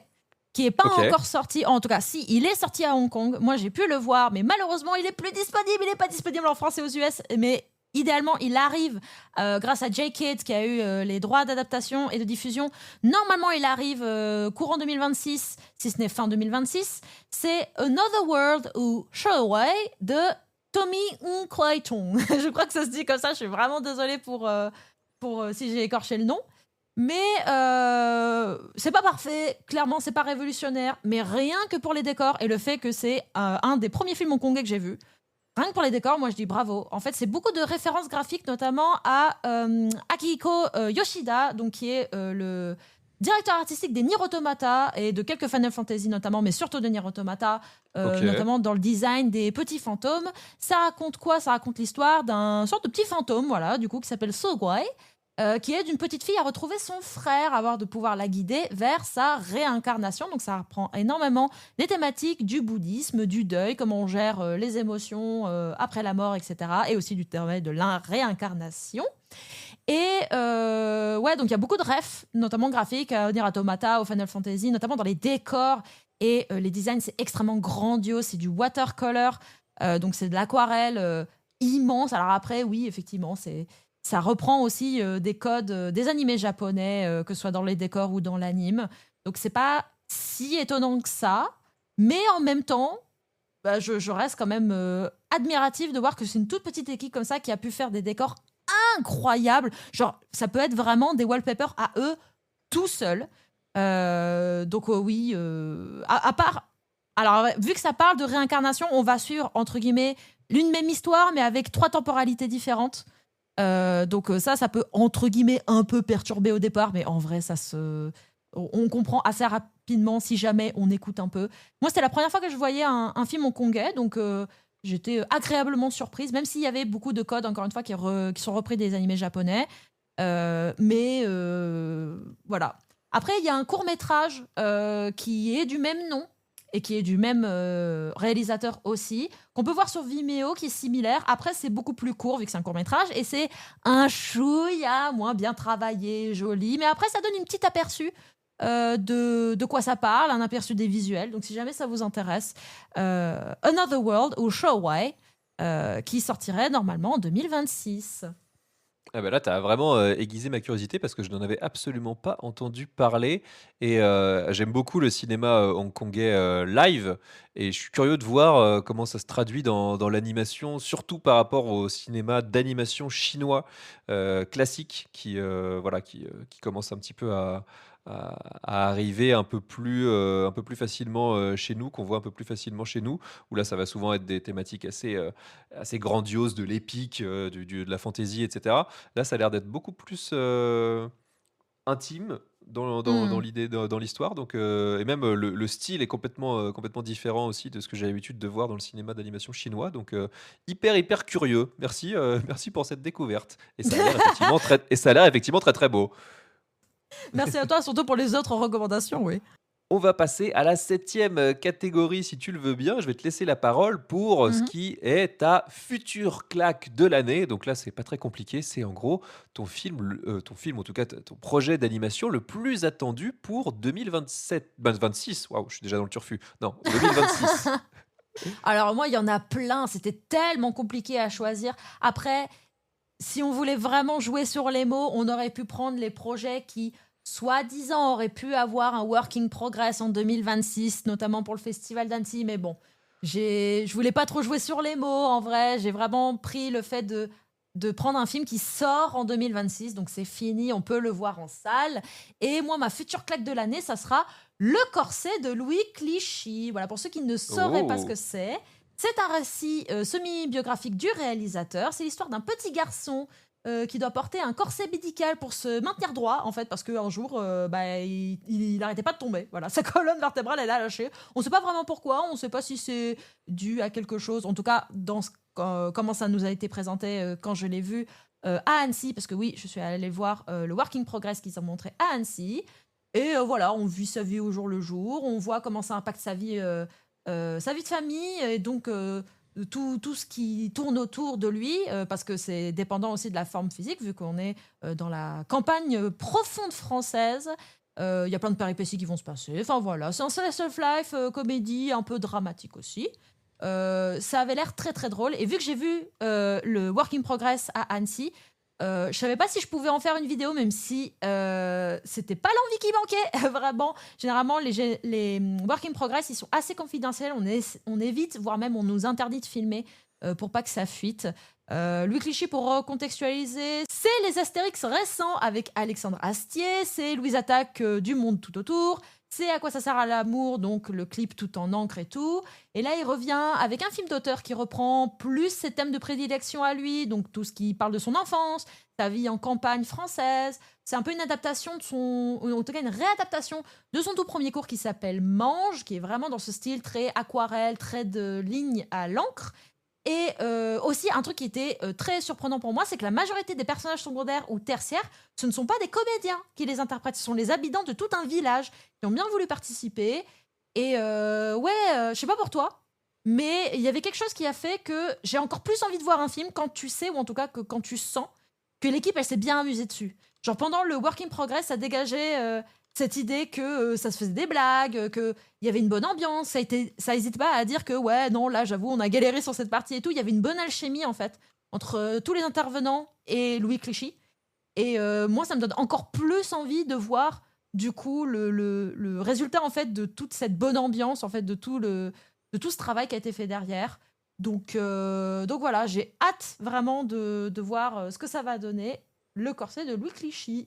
Ah ouais, j'avais entendu parler du projet, mais j'avais pas encore vu les visuels. C'est vrai que le style est, bah, c'est à milieu, tu as dit, il revient à ce qu'il faisait avant, c'est à milieu des Astérix, hein. Vraiment, faut pas du tout vous imaginer ça, mais ça a l'air très, très chouette. J'aime beaucoup ce style aussi et le projet en lui-même a l'air bien, bien fun, ouais et j'ai retrouvé la date de sortie, c'est censé arriver le 14 octobre 2026, donc il y a encore un Ah petit bah peu de voilà. temps. De mon côté, j'en ai déjà parlé, dans, un de mes épisodes faits au, festival d'Annecy. J'en ai parlé aussi, dans, une autre cérémonie de remise de prix que j'ai animée récemment avec mes copains du Grand Pop, les Pop d'or. Allez écouter ça. J'ai pas essayé de trouver autre chose de différent parce que c'est vraiment ce que j'attends le plus en 2026 et pourtant je l'ai déjà vu, c'est vous dire. C'est, Je suis Frankelda de Roy et Arturo Ambrise. Mmh. Qui se vante d'être le premier film en stop motion de l'histoire du cinéma mexicain, en tout cas entièrement fait au Mexique et qui n'est pas fait par Guillermo del Toro, même si Guillermo del Toro va forcément donner son aval ou en tout cas sa bénédiction au film. Je suis même pas sûr qu'il soit producteur. Enfin voilà, il a en gros, il a, j'imagine, conseillé ces deux jeunes réalisateurs. Le film a été présenté à Annecy, c'est là-bas que je l'ai vu et c'était génial parce que les deux frères se baladaient avec des statuettes grandeur nature, enfin en tout cas des statuettes qui avaient été utilisées dans le film des deux personnages principaux et tout le monde avait envie de les regarder de plus près, de prendre des photos. À la fin de la séance, même si on était dans une petite salle du pâté, déjà elle était pleine, il y avait l'équipe du film, les gens ont adoré, les gens voulaient pas quitter la Mmh. salle, continuer à discuter avec les réalisateurs, à prendre des photos, ils étaient super ouverts, super disponibles, c'était génial, ça m'en a fait un super souvenir. Et Mmh. c'est tout simplement mon film préféré que j'ai vu, à Annecy, mais il n'a pas de date de sortie encore en France. Il est sorti le 23 octobre au Mexique. Il est dispo sur, HBO Max là-bas. Alors peut-être que, voilà, si vous avez un cousin mexicain qui peut vous envoyer la cassette, peut-être que vous pouvez, réussir à le voir. Mais voilà, je croise surtout, très fort les doigts pour qu'il sorte en salle chez nous. D'autant que, j'ai entendu dire qu'ils étaient passés sur le banc de remontage pour essayer de condenser un petit peu le film après les premiers retours. Et en plus, moi, c'était une des rares critiques que je pouvais soumettre au film, c'est qu'il était peut-être un petit peu long, un petit peu confus. Donc, si en plus on Mmh. arrive à avoir une version condensée, légèrement remaniée qui gomme ça, pour moi, c'est un immanquable pour tout amoureux de stop motion, mais d'une manière générale de fantasy gothique, puisque en gros, ça raconte l'histoire de bah, cette jeune, même pas une adolescente, c'est vraiment une jeune femme qui est autrice à ses heures perdues de romans gothiques, fantastiques, et avec toutes les difficultés que ça peut impliquer dans la société mexicaine du 19e siècle, où bah, en gros les femmes ne doivent pas faire ce genre de choses, hein. Il y a un parallèle très très clair avec Mary Shelley, l'autrice de Frankenstein, évidemment, hein, d'où le nom du film, Mmh. et qui va se retrouver aspirée en fait dans l'univers qu'elle a créé par son personnage principal, qui est le prince des rêves, qui va l'emmener dans cet univers fantastique où, en gros, rêve, réalité, fiction et réel vont s'entremêler avec, mais surtout des marionnettes d'une complexité et d'une précision complètement dingue. Il y a des scènes avec énormément de personnages, de créatures. C'est vraiment une lettre d'amour au film de monstres aussi. Une scène où un espèce de bateau dragon vogue sur une mer de nuages. Enfin, il y a des plans absolument exceptionnels. Tu te demandes vraiment comment ils ont réussi à faire ça. Là, tu as des marionnettes qui sont gigantesques. Enfin bon, bref, c'est vraiment sublime. Allez jeter un œil sur leur Instagram aux frères Ambrise, ou sur Cinéma Fantasma, qui est la boîte de production. Ils mettent des making-of dans tous les sens. Enfin, on sent qu'il y a eu un amour du détail et de la stop motion pour faire tout ça. J'espère vraiment que ça sortira en salle chez nous. Donc surveillez-le. Je suis Frankelda. Vraiment, ça vaut le coup. Je sais pas si tu en avais entendu parler, toi, Annecy. Je suis pas sûr que ça avait eu du retentissement à ce point-là. Si, si, si, j'avais vu et je crois que. Enfin, j'ai vu passer, je l'ai pas vu en salle, moi. Mais je crois que effectivement c'est un long métrage parce qu'au départ, c'était une série de Oui, oui. mémoire. C'est une Ouais, ouais, série et effectivement, ils série. ont fait un long métrage. C'est une série anthologique, et en fait, le long métrage fonctionne comme une genre de préquel qui vient expliquer pour ça, tout ça, mais tu peux complètement. Enfin, t'as pas du tout besoin d'avoir vu la série pour comprendre quoi que ce soit à Ah non, l'univers. non, non, non, ça c'est sûr. Mais moi, je connaissais déjà l'univers parce que je connaissais la série. En fait, je regardais ça quand j'étais petite. Donc c'est pour ça que je connaissais un peu de loin et de me dire que ah tiens c'est marrant ça revient genre des années plus tard quoi, genre tu regardais ça quand t'étais petit et genre 20 ans plus tard et plus tu vois un long métrage venu de ça. Et je l'avais limite oublié. Tu sais c'est le genre de série ou de film que tu regardes quand t'es tout petit et genre tu revisites ça mais genre sur un coup de chance genre 20 30 ans plus tard et t'es en mode Ouais. ah oui c'est vrai ça existe, j'avais plutôt bien aimé et tout. Donc je suis très intriguée de voir ça. Si en plus il y a eu l'aval de Guillermo del Toro qui est un très grand spécialiste des films de monstres, bah en vrai, moi, ça m'intéresse. Il y a un peu cette esthétique pareil, un peu, j'ai envie de dire, semi-sale, entre guillemets, mais qui en Oui, même temps est très intrigant et très beau, très bien équilibré. Ouais, ça m'intéresserait. En plus, en stop-mo. Donc, ouais, encore mieux.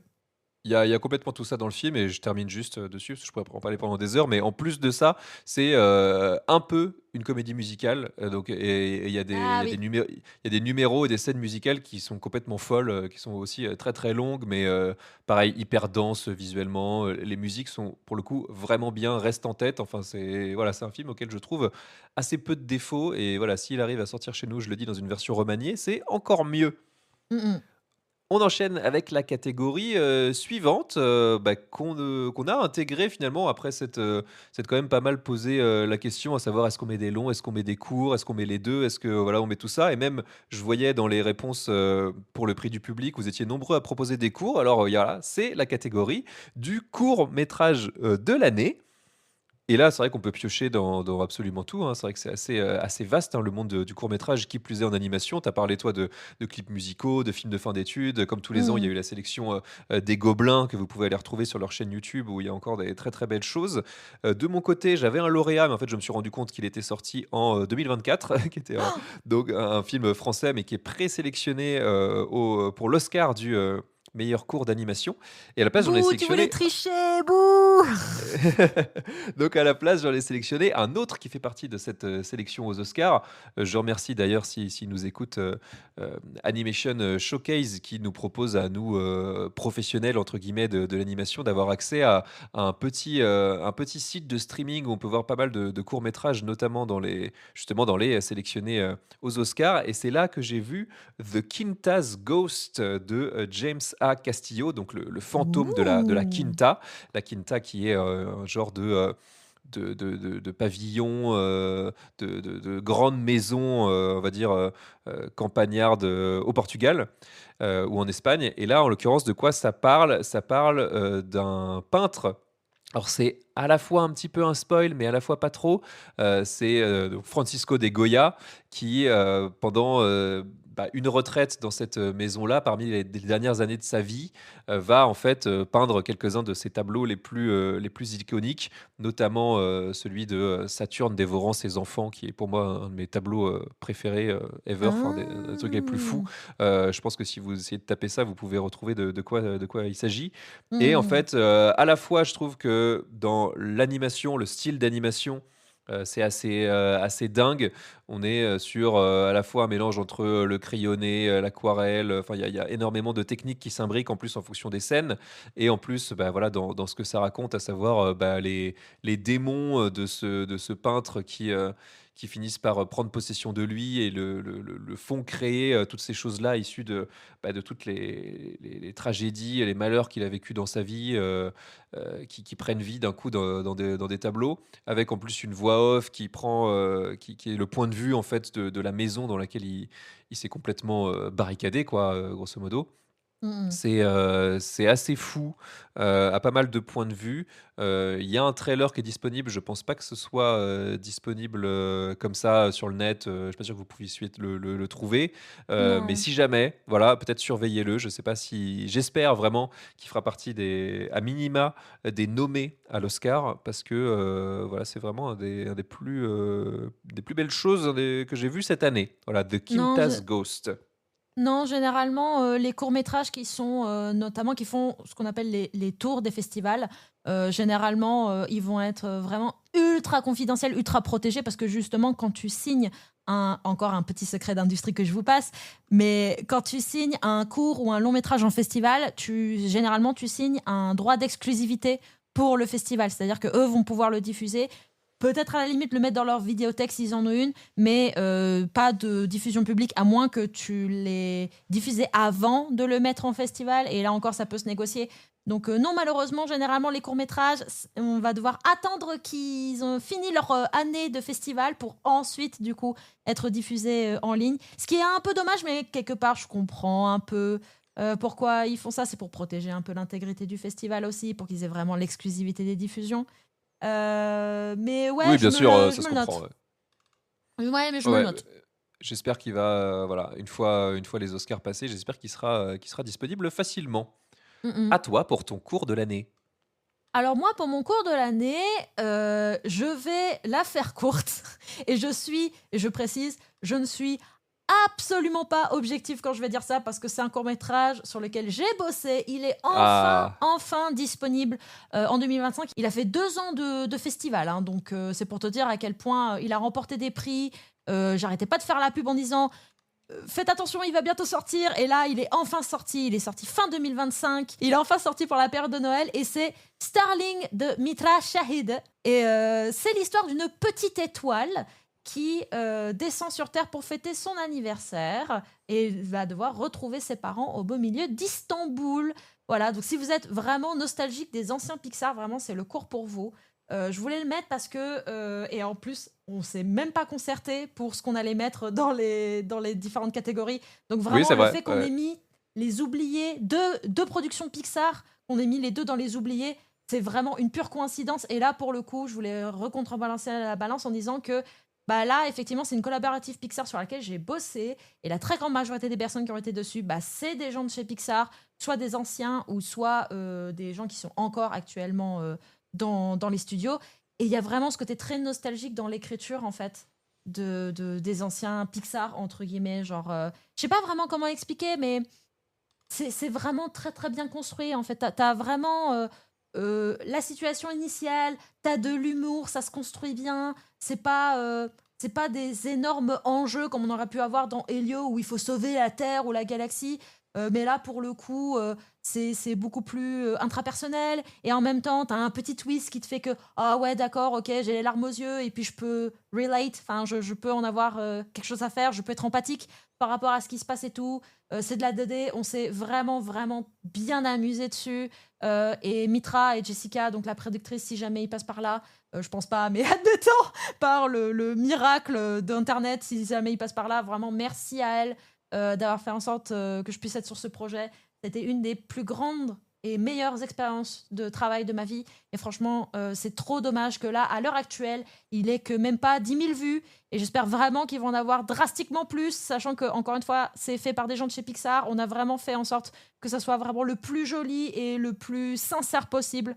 Donc voilà, mais des premiers retours que j'ai eus, ça a plu aux gens. Ils ont vu ce qu'on voulait faire avec.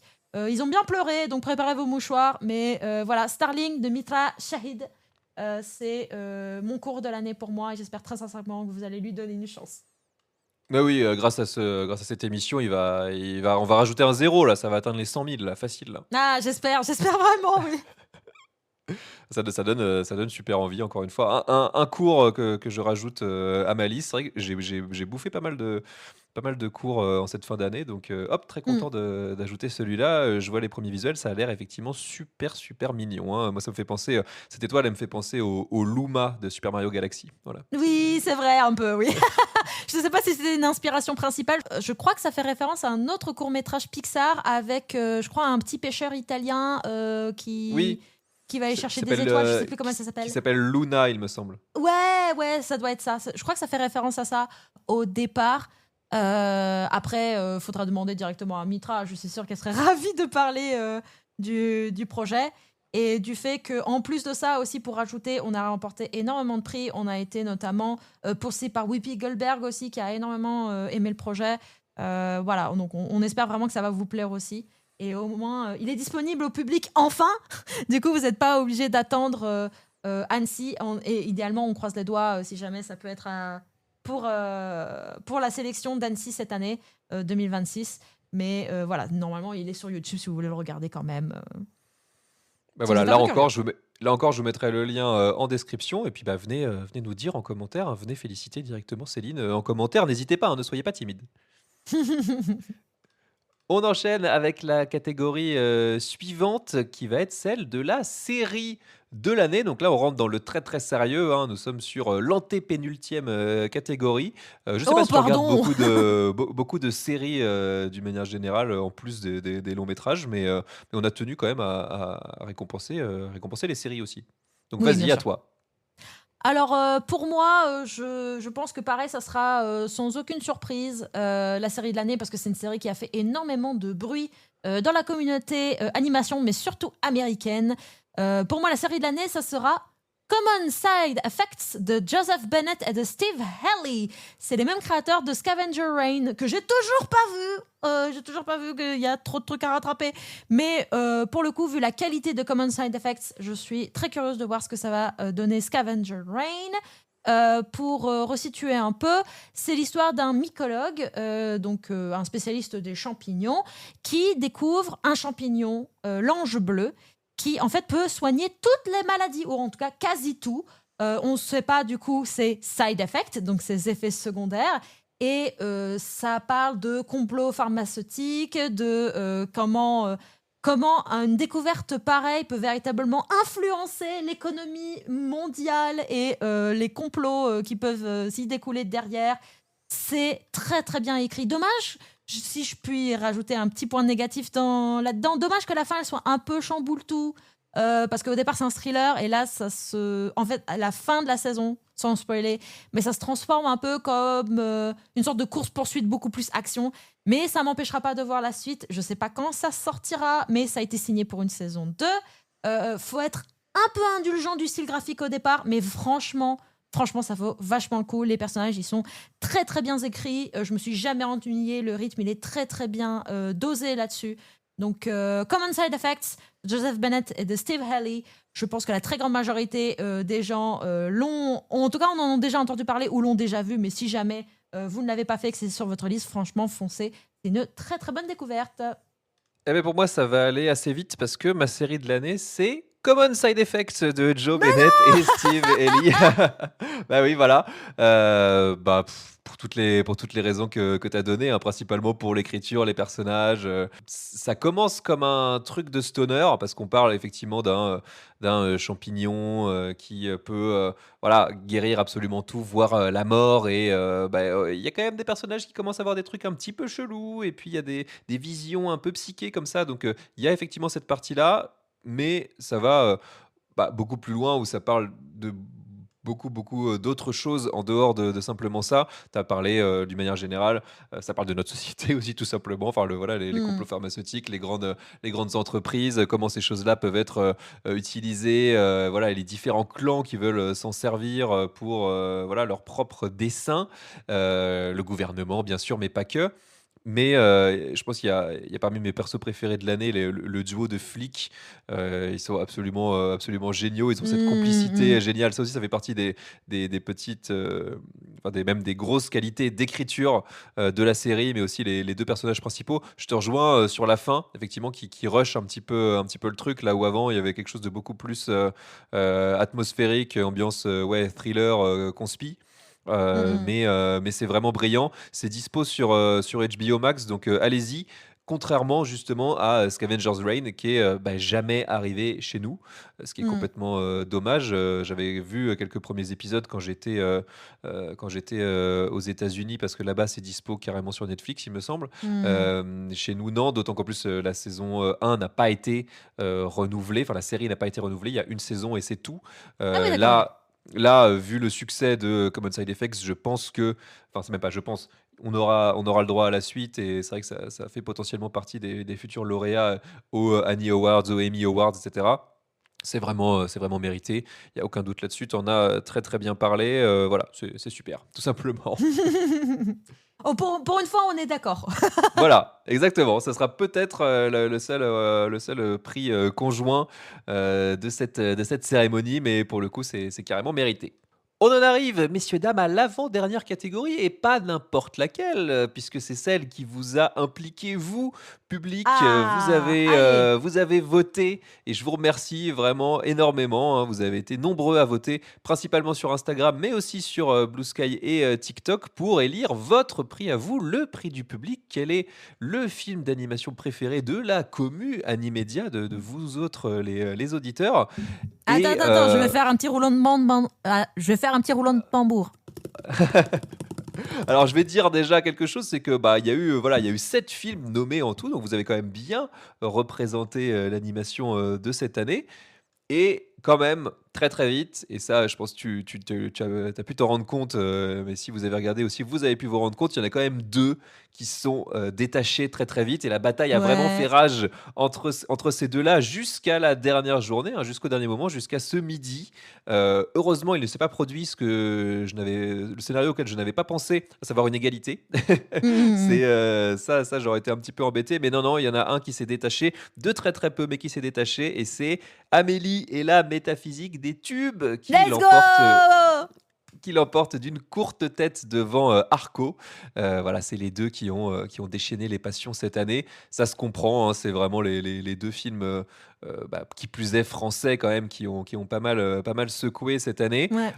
Arco était parti devant, très, très vite, donc je pensais vraiment qu'il allait avoir la victoire facile et puis on a le droit à une belle, remontada d'Amélie et la métaphysique des tubes. C'est, complètement mérité. Je pense que c'est vraiment un film qui a ce pouvoir, ce potentiel-là de marquer, ses spectateurs.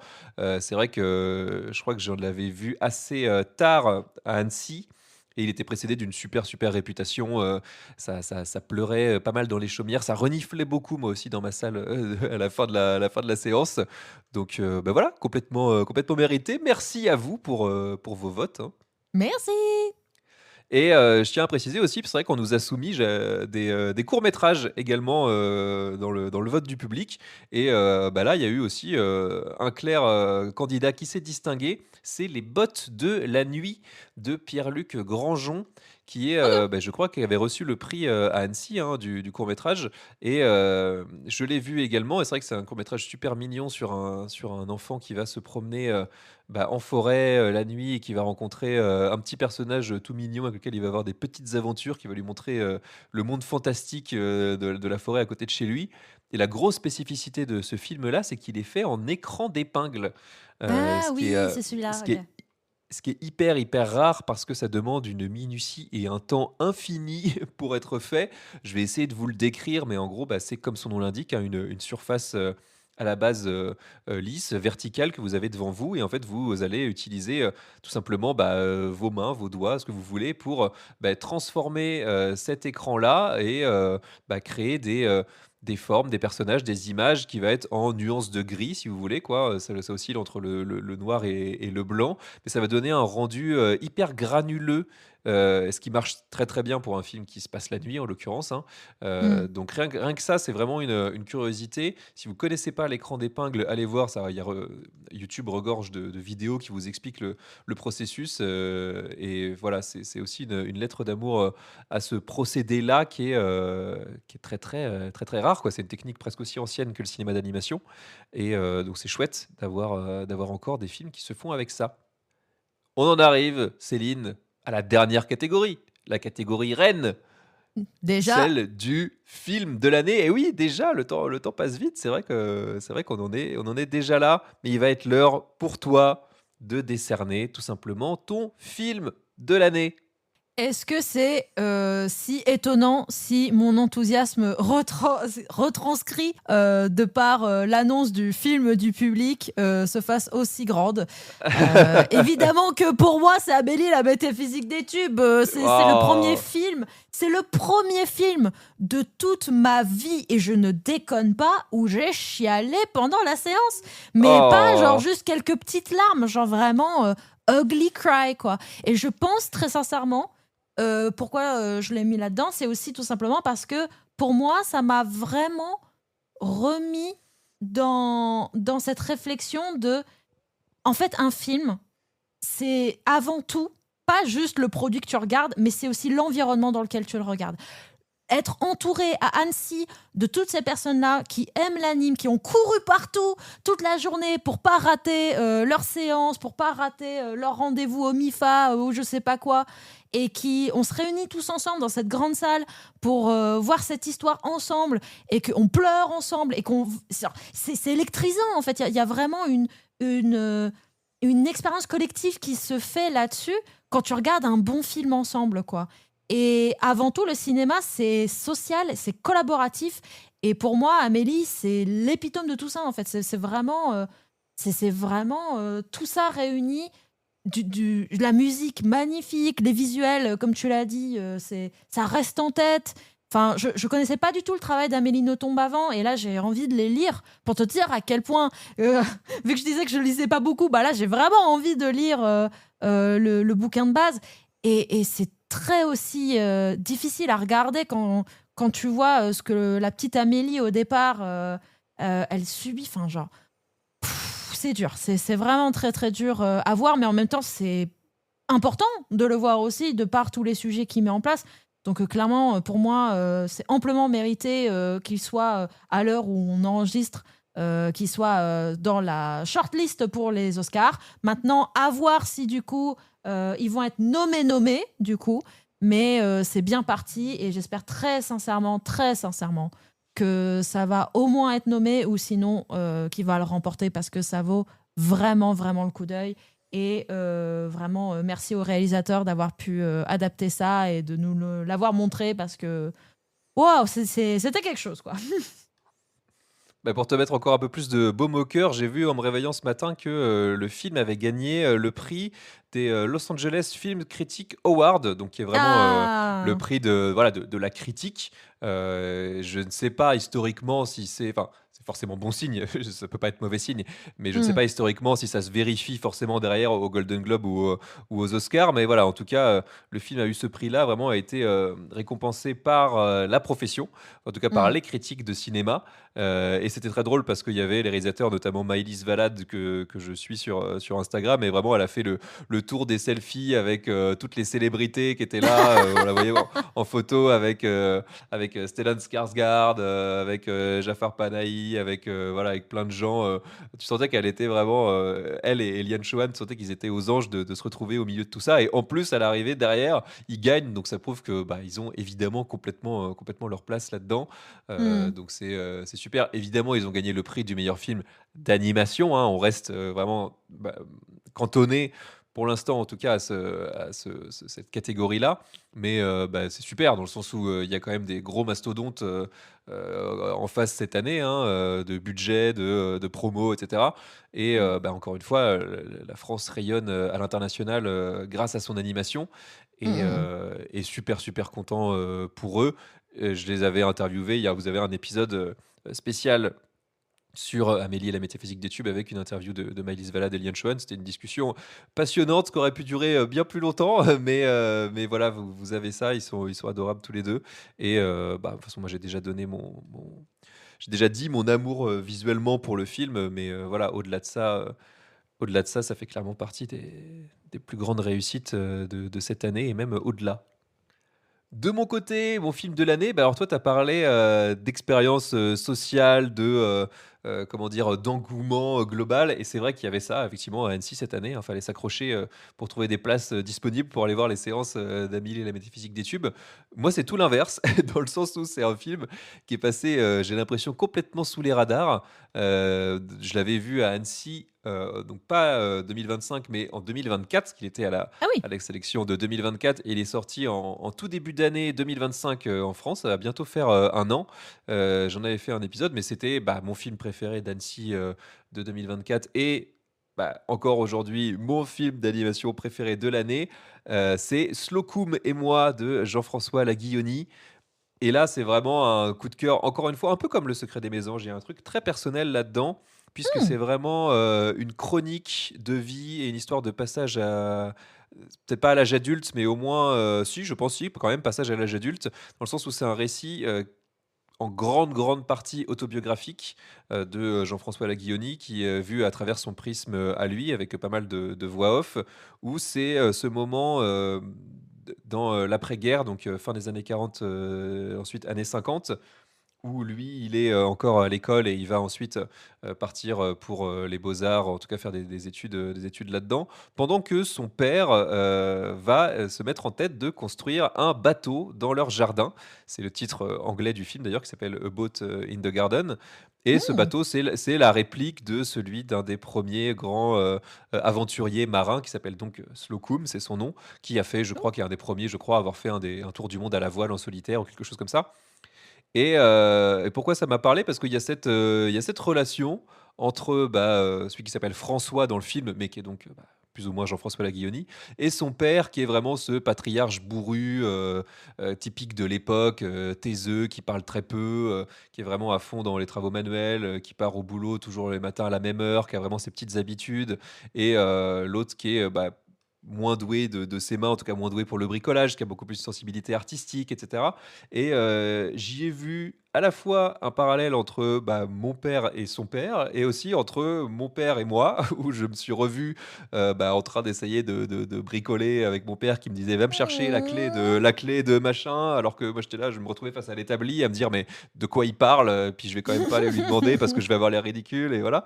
Mm. Et en même temps, bah, ce truc générationnel qui fait que, bah, j'imaginais un petit peu aussi mon grand-père comme ça. Et en plus de ça, le style visuel m'a parlé aussi. C'est vraiment, c'est de l'aquarelle, avec des tons, très, très pastels, très, très fins. L'animation est assez rudimentaire. Il y a pas mal de voix off aussi pour masquer, bah, le fait qu'il y a pas beaucoup de budget et que les personnages s'expriment assez peu. Mais ça m'a vraiment mis dans une espèce de mood et dans un contexte, à la fois, assez éloigné parce qu'en plus ça se passe en région parisienne, donc c'est pas du tout ma campagne à moi, mais quand même, j'y ai vu pas mal de rapprochements et voilà, la musique aussi m'a beaucoup parlé. Enfin voilà, c'est vraiment un film, très, très personnel. C'est ce que je raconte dans mon épisode, consacré, au film. Mm. Et voilà, je sais qu'il a pas du tout eu, de succès ou quoi. Après vu son petit budget, il y a moyen qu'il soit, tout à fait rentré dans ses frais, hein, mais voilà, c'est un récit autobiographique quand même d'un vétéran de l'animation française, hein, qui a travaillé avec Paul Grimaud, donc le réalisateur du Roi et l'Oiseau. C'est un de ses derniers films. Il revient sur parce que forcément, le monsieur est quand même assez âgé aujourd'hui, hein, donc il revient sur, une étape importante de sa vie et Mm. bah, voilà, ça m'a beaucoup touché, donc je vous le recommande. Je pense il a été arrivé un temps sur OCS ou sur Canal+, et cetera. Donc si Mm. jamais, Ok. je pense qu'il est disponible, quelque part. Voilà. Ouais, je me disais parce que si il est aussi confidentiel que ça m'étonnerait pas que soit il soit déjà disponible en ligne ou alors qu'il soit sur un paywall Vimeo ou Canal ou un truc du genre. Mais que tu me dises qu'il soit disponible sur Canal, ouais, ça m'intrigue du coup, d'aller voir. Bah, ou je sais pas s'il est, je vois qu'il est, maintenant sur Prime. Enfin bon, voilà, comme il est sorti Ah bah voilà. comme il est sorti il y a pas loin d'un an, voilà, c'est possible qu'il soit disponible. Allez checker vos plateformes. Vraiment, je pe il y a moyen que ça vous parle pas, comme moi ça m'a parlé, mais vraiment je vous le recommande. Une belle histoire très touchante. Et ben voilà, j'ai du mal à y croire tellement j'ai l'impression que c'est passé à toute vitesse, mais on est arrivé au bout de cette cérémonie, Céline. Yeah! Bravo à Bravo, nous! on l'a fait. Let's go! Donc, bah, voilà, merci à vous d'avoir écouté, jusqu'au bout. Merci! N'hésitez pas à nous faire votre propre sélection en commentaire, bien sûr, hein, au-delà du prix du public, bah, on est aussi très curieux de savoir ce que vous auriez sélectionné à notre place, hein. Je sais qu'il y a Oui, beaucoup bien sûr.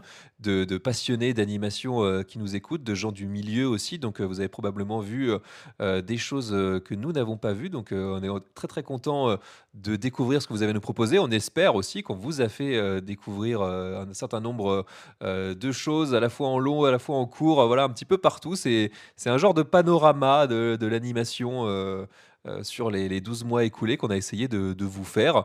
Je pense qu'on n'y a pas trop mal réussi. Il y a eu une seule redite, bravo, c'est quand même chouette, surtout sans se concerter. Surtout sur ce concert et effectivement, là, on découvrait, en temps réel, ce que chacun avait mis. Donc, ça représente bien vraiment, le paysage cinématographique dans l'idée qu'il y a pas ou en tout cas, il y en a quelques-uns qui effectivement, sont vus du grand public, où il y a une plus grande, connaissance, du public, qui soit cible ou pas, de ces sorties-là, mais qu'au final, il y a beaucoup de choses qui sont passées sous les radars, qu'il y a beaucoup de choses un peu plus confidentielles et que c'est ça avant tout le cinéma, hein, c'est de faire découvrir tout et qu'on va pas avoir la même culture cinématographique, mais qu'on en parle, qu'on fasse découvrir des nouvelles choses et qu'on dise pourquoi du comment on a bien aimé ou quoi, et surtout aussi de partager la même passion. Et c'est ça qui est trop cool aussi avec ce genre de format prédiction slash awards. Donc merci à toi pour l'invitation. Bah, merci à toi d'avoir accepté. On a eu de tout, c'est vrai, de la 2D, de la 3D, de la stop motion, enfin voilà, super chouette. Puis bon, l'idée, voilà, c'était de vous, mettre, en lumière aussi autre chose que, bah, le dernier Disney qui a fait 1,6 milliard au box-office et qui va dépasser les, je sais plus 5 ou 6 millions d'entrées en France, voilà. On a réussi à ne pas en parler de tout l'épisode, c'est très, très fort et C'est vrai, moi heu je l'ai toujours pas vu, il et faudrait peut-être que je le voie. et personne ne me l'a proposé d'ailleurs en prix du public. Ça, c'est vrai que c'était ma grosse surprise. Mais bon, voilà, c'est preuve que, finalement, vous savez aussi aller au dehors des sentiers battus et puis, bah, on vous en remercie. Un dernier mot pour conclure, Céline, c'est le moment de faire ta promo. Où est-ce qu'on peut te retrouver et puis quels sont les projets, pour toi en ce moment? Alors j'avoue que c'est un peu la question à pas poser parce que je suis en Ah! train de travailler à temps plein. Donc en fait, j'ai fait une dernière vidéo. Alors je suis toujours sur Insta et TikTok, hein, bien sûr, mais j'ai fait une dernière vidéo un peu entre guillemets solennelle pour faire un bilan de l'année 2025, mais surtout pour dire que je ralentissais un peu les vidéos et ma présence sur les réseaux, tout simplement parce que bah, je travaille à temps plein et c'est très compliqué d'aligner création de contenu et travail pour payer les factures Bien sûr. et tout ça. Et du coup, je prends, on va dire, un peu de temps pour moi. Vous allez sûrement, en plus de cet épisode-là, me retrouver autre part, chez les copains, peut-être une petite story par-ci ou un petit post par-là. Mais vraiment, là, j'essaie de vraiment ralentir un peu la création de contenu. Mais vous pouvez me voir potentiellement aussi dans les crédits des courts-métrages, des séries que j'ai fait notamment, ou que je vais potentiellement faire sur le coup. Encore une fois, une petite story par-ci, un petit post par-là, on verra bien. Mais là, pour le coup, c'est vraiment plus les dernières actualités, c'est vraiment plus le repos, quoi. Essayer de vraiment me concentrer sur mon travail d'animatrice avant tout. Et on verra bien ce que me réservera 2026. Super et puis, bah, vous pouvez toujours aller voir sur, @juste Céline, hein, tous, les contenus qui sont passés. Ils sont toujours là, ils sont toujours disponibles, ils valent toujours le Oui, c'est coup vrai. d'être vus et voilà, allez faire un tour. De mon côté, bah, voilà, c'est très simple, vous connaissez, la musique, hein, c'est @animedia podcast absolument, partout, que ce soit Blue Sky, Insta ou, TikTok et bah, évidemment, abonnez-vous au podcast sur, bah, la plateforme de votre choix, Spotify, Deezer, Apple Podcast, où vous voulez. Laissez aussi un petit pouce ou des étoiles pour aider au référencement du, podcast. J'ai l'impression que, le réel, que, les partages et cetera ont, pas mal, aidé. Merci à toi pour les partages et pour avoir fait la pub de tout ça et bien sûr, bah, l'idée c'est quand même de progresser en 2026. Moi aussi, je vais avoir, des, gros projets, une gros projet, personnel notamment, pour cette année donc voilà, je ne sais pas encore, de quoi l'année, sera faite côté, Animedia mais l'idée c'est de continuer quand même à vous parler d'animation sous, toutes ses formes donc bah, merci à vous pour avoir été là en, 2025. C'était, bah, de loin Merci. la plus grosse année du podcast.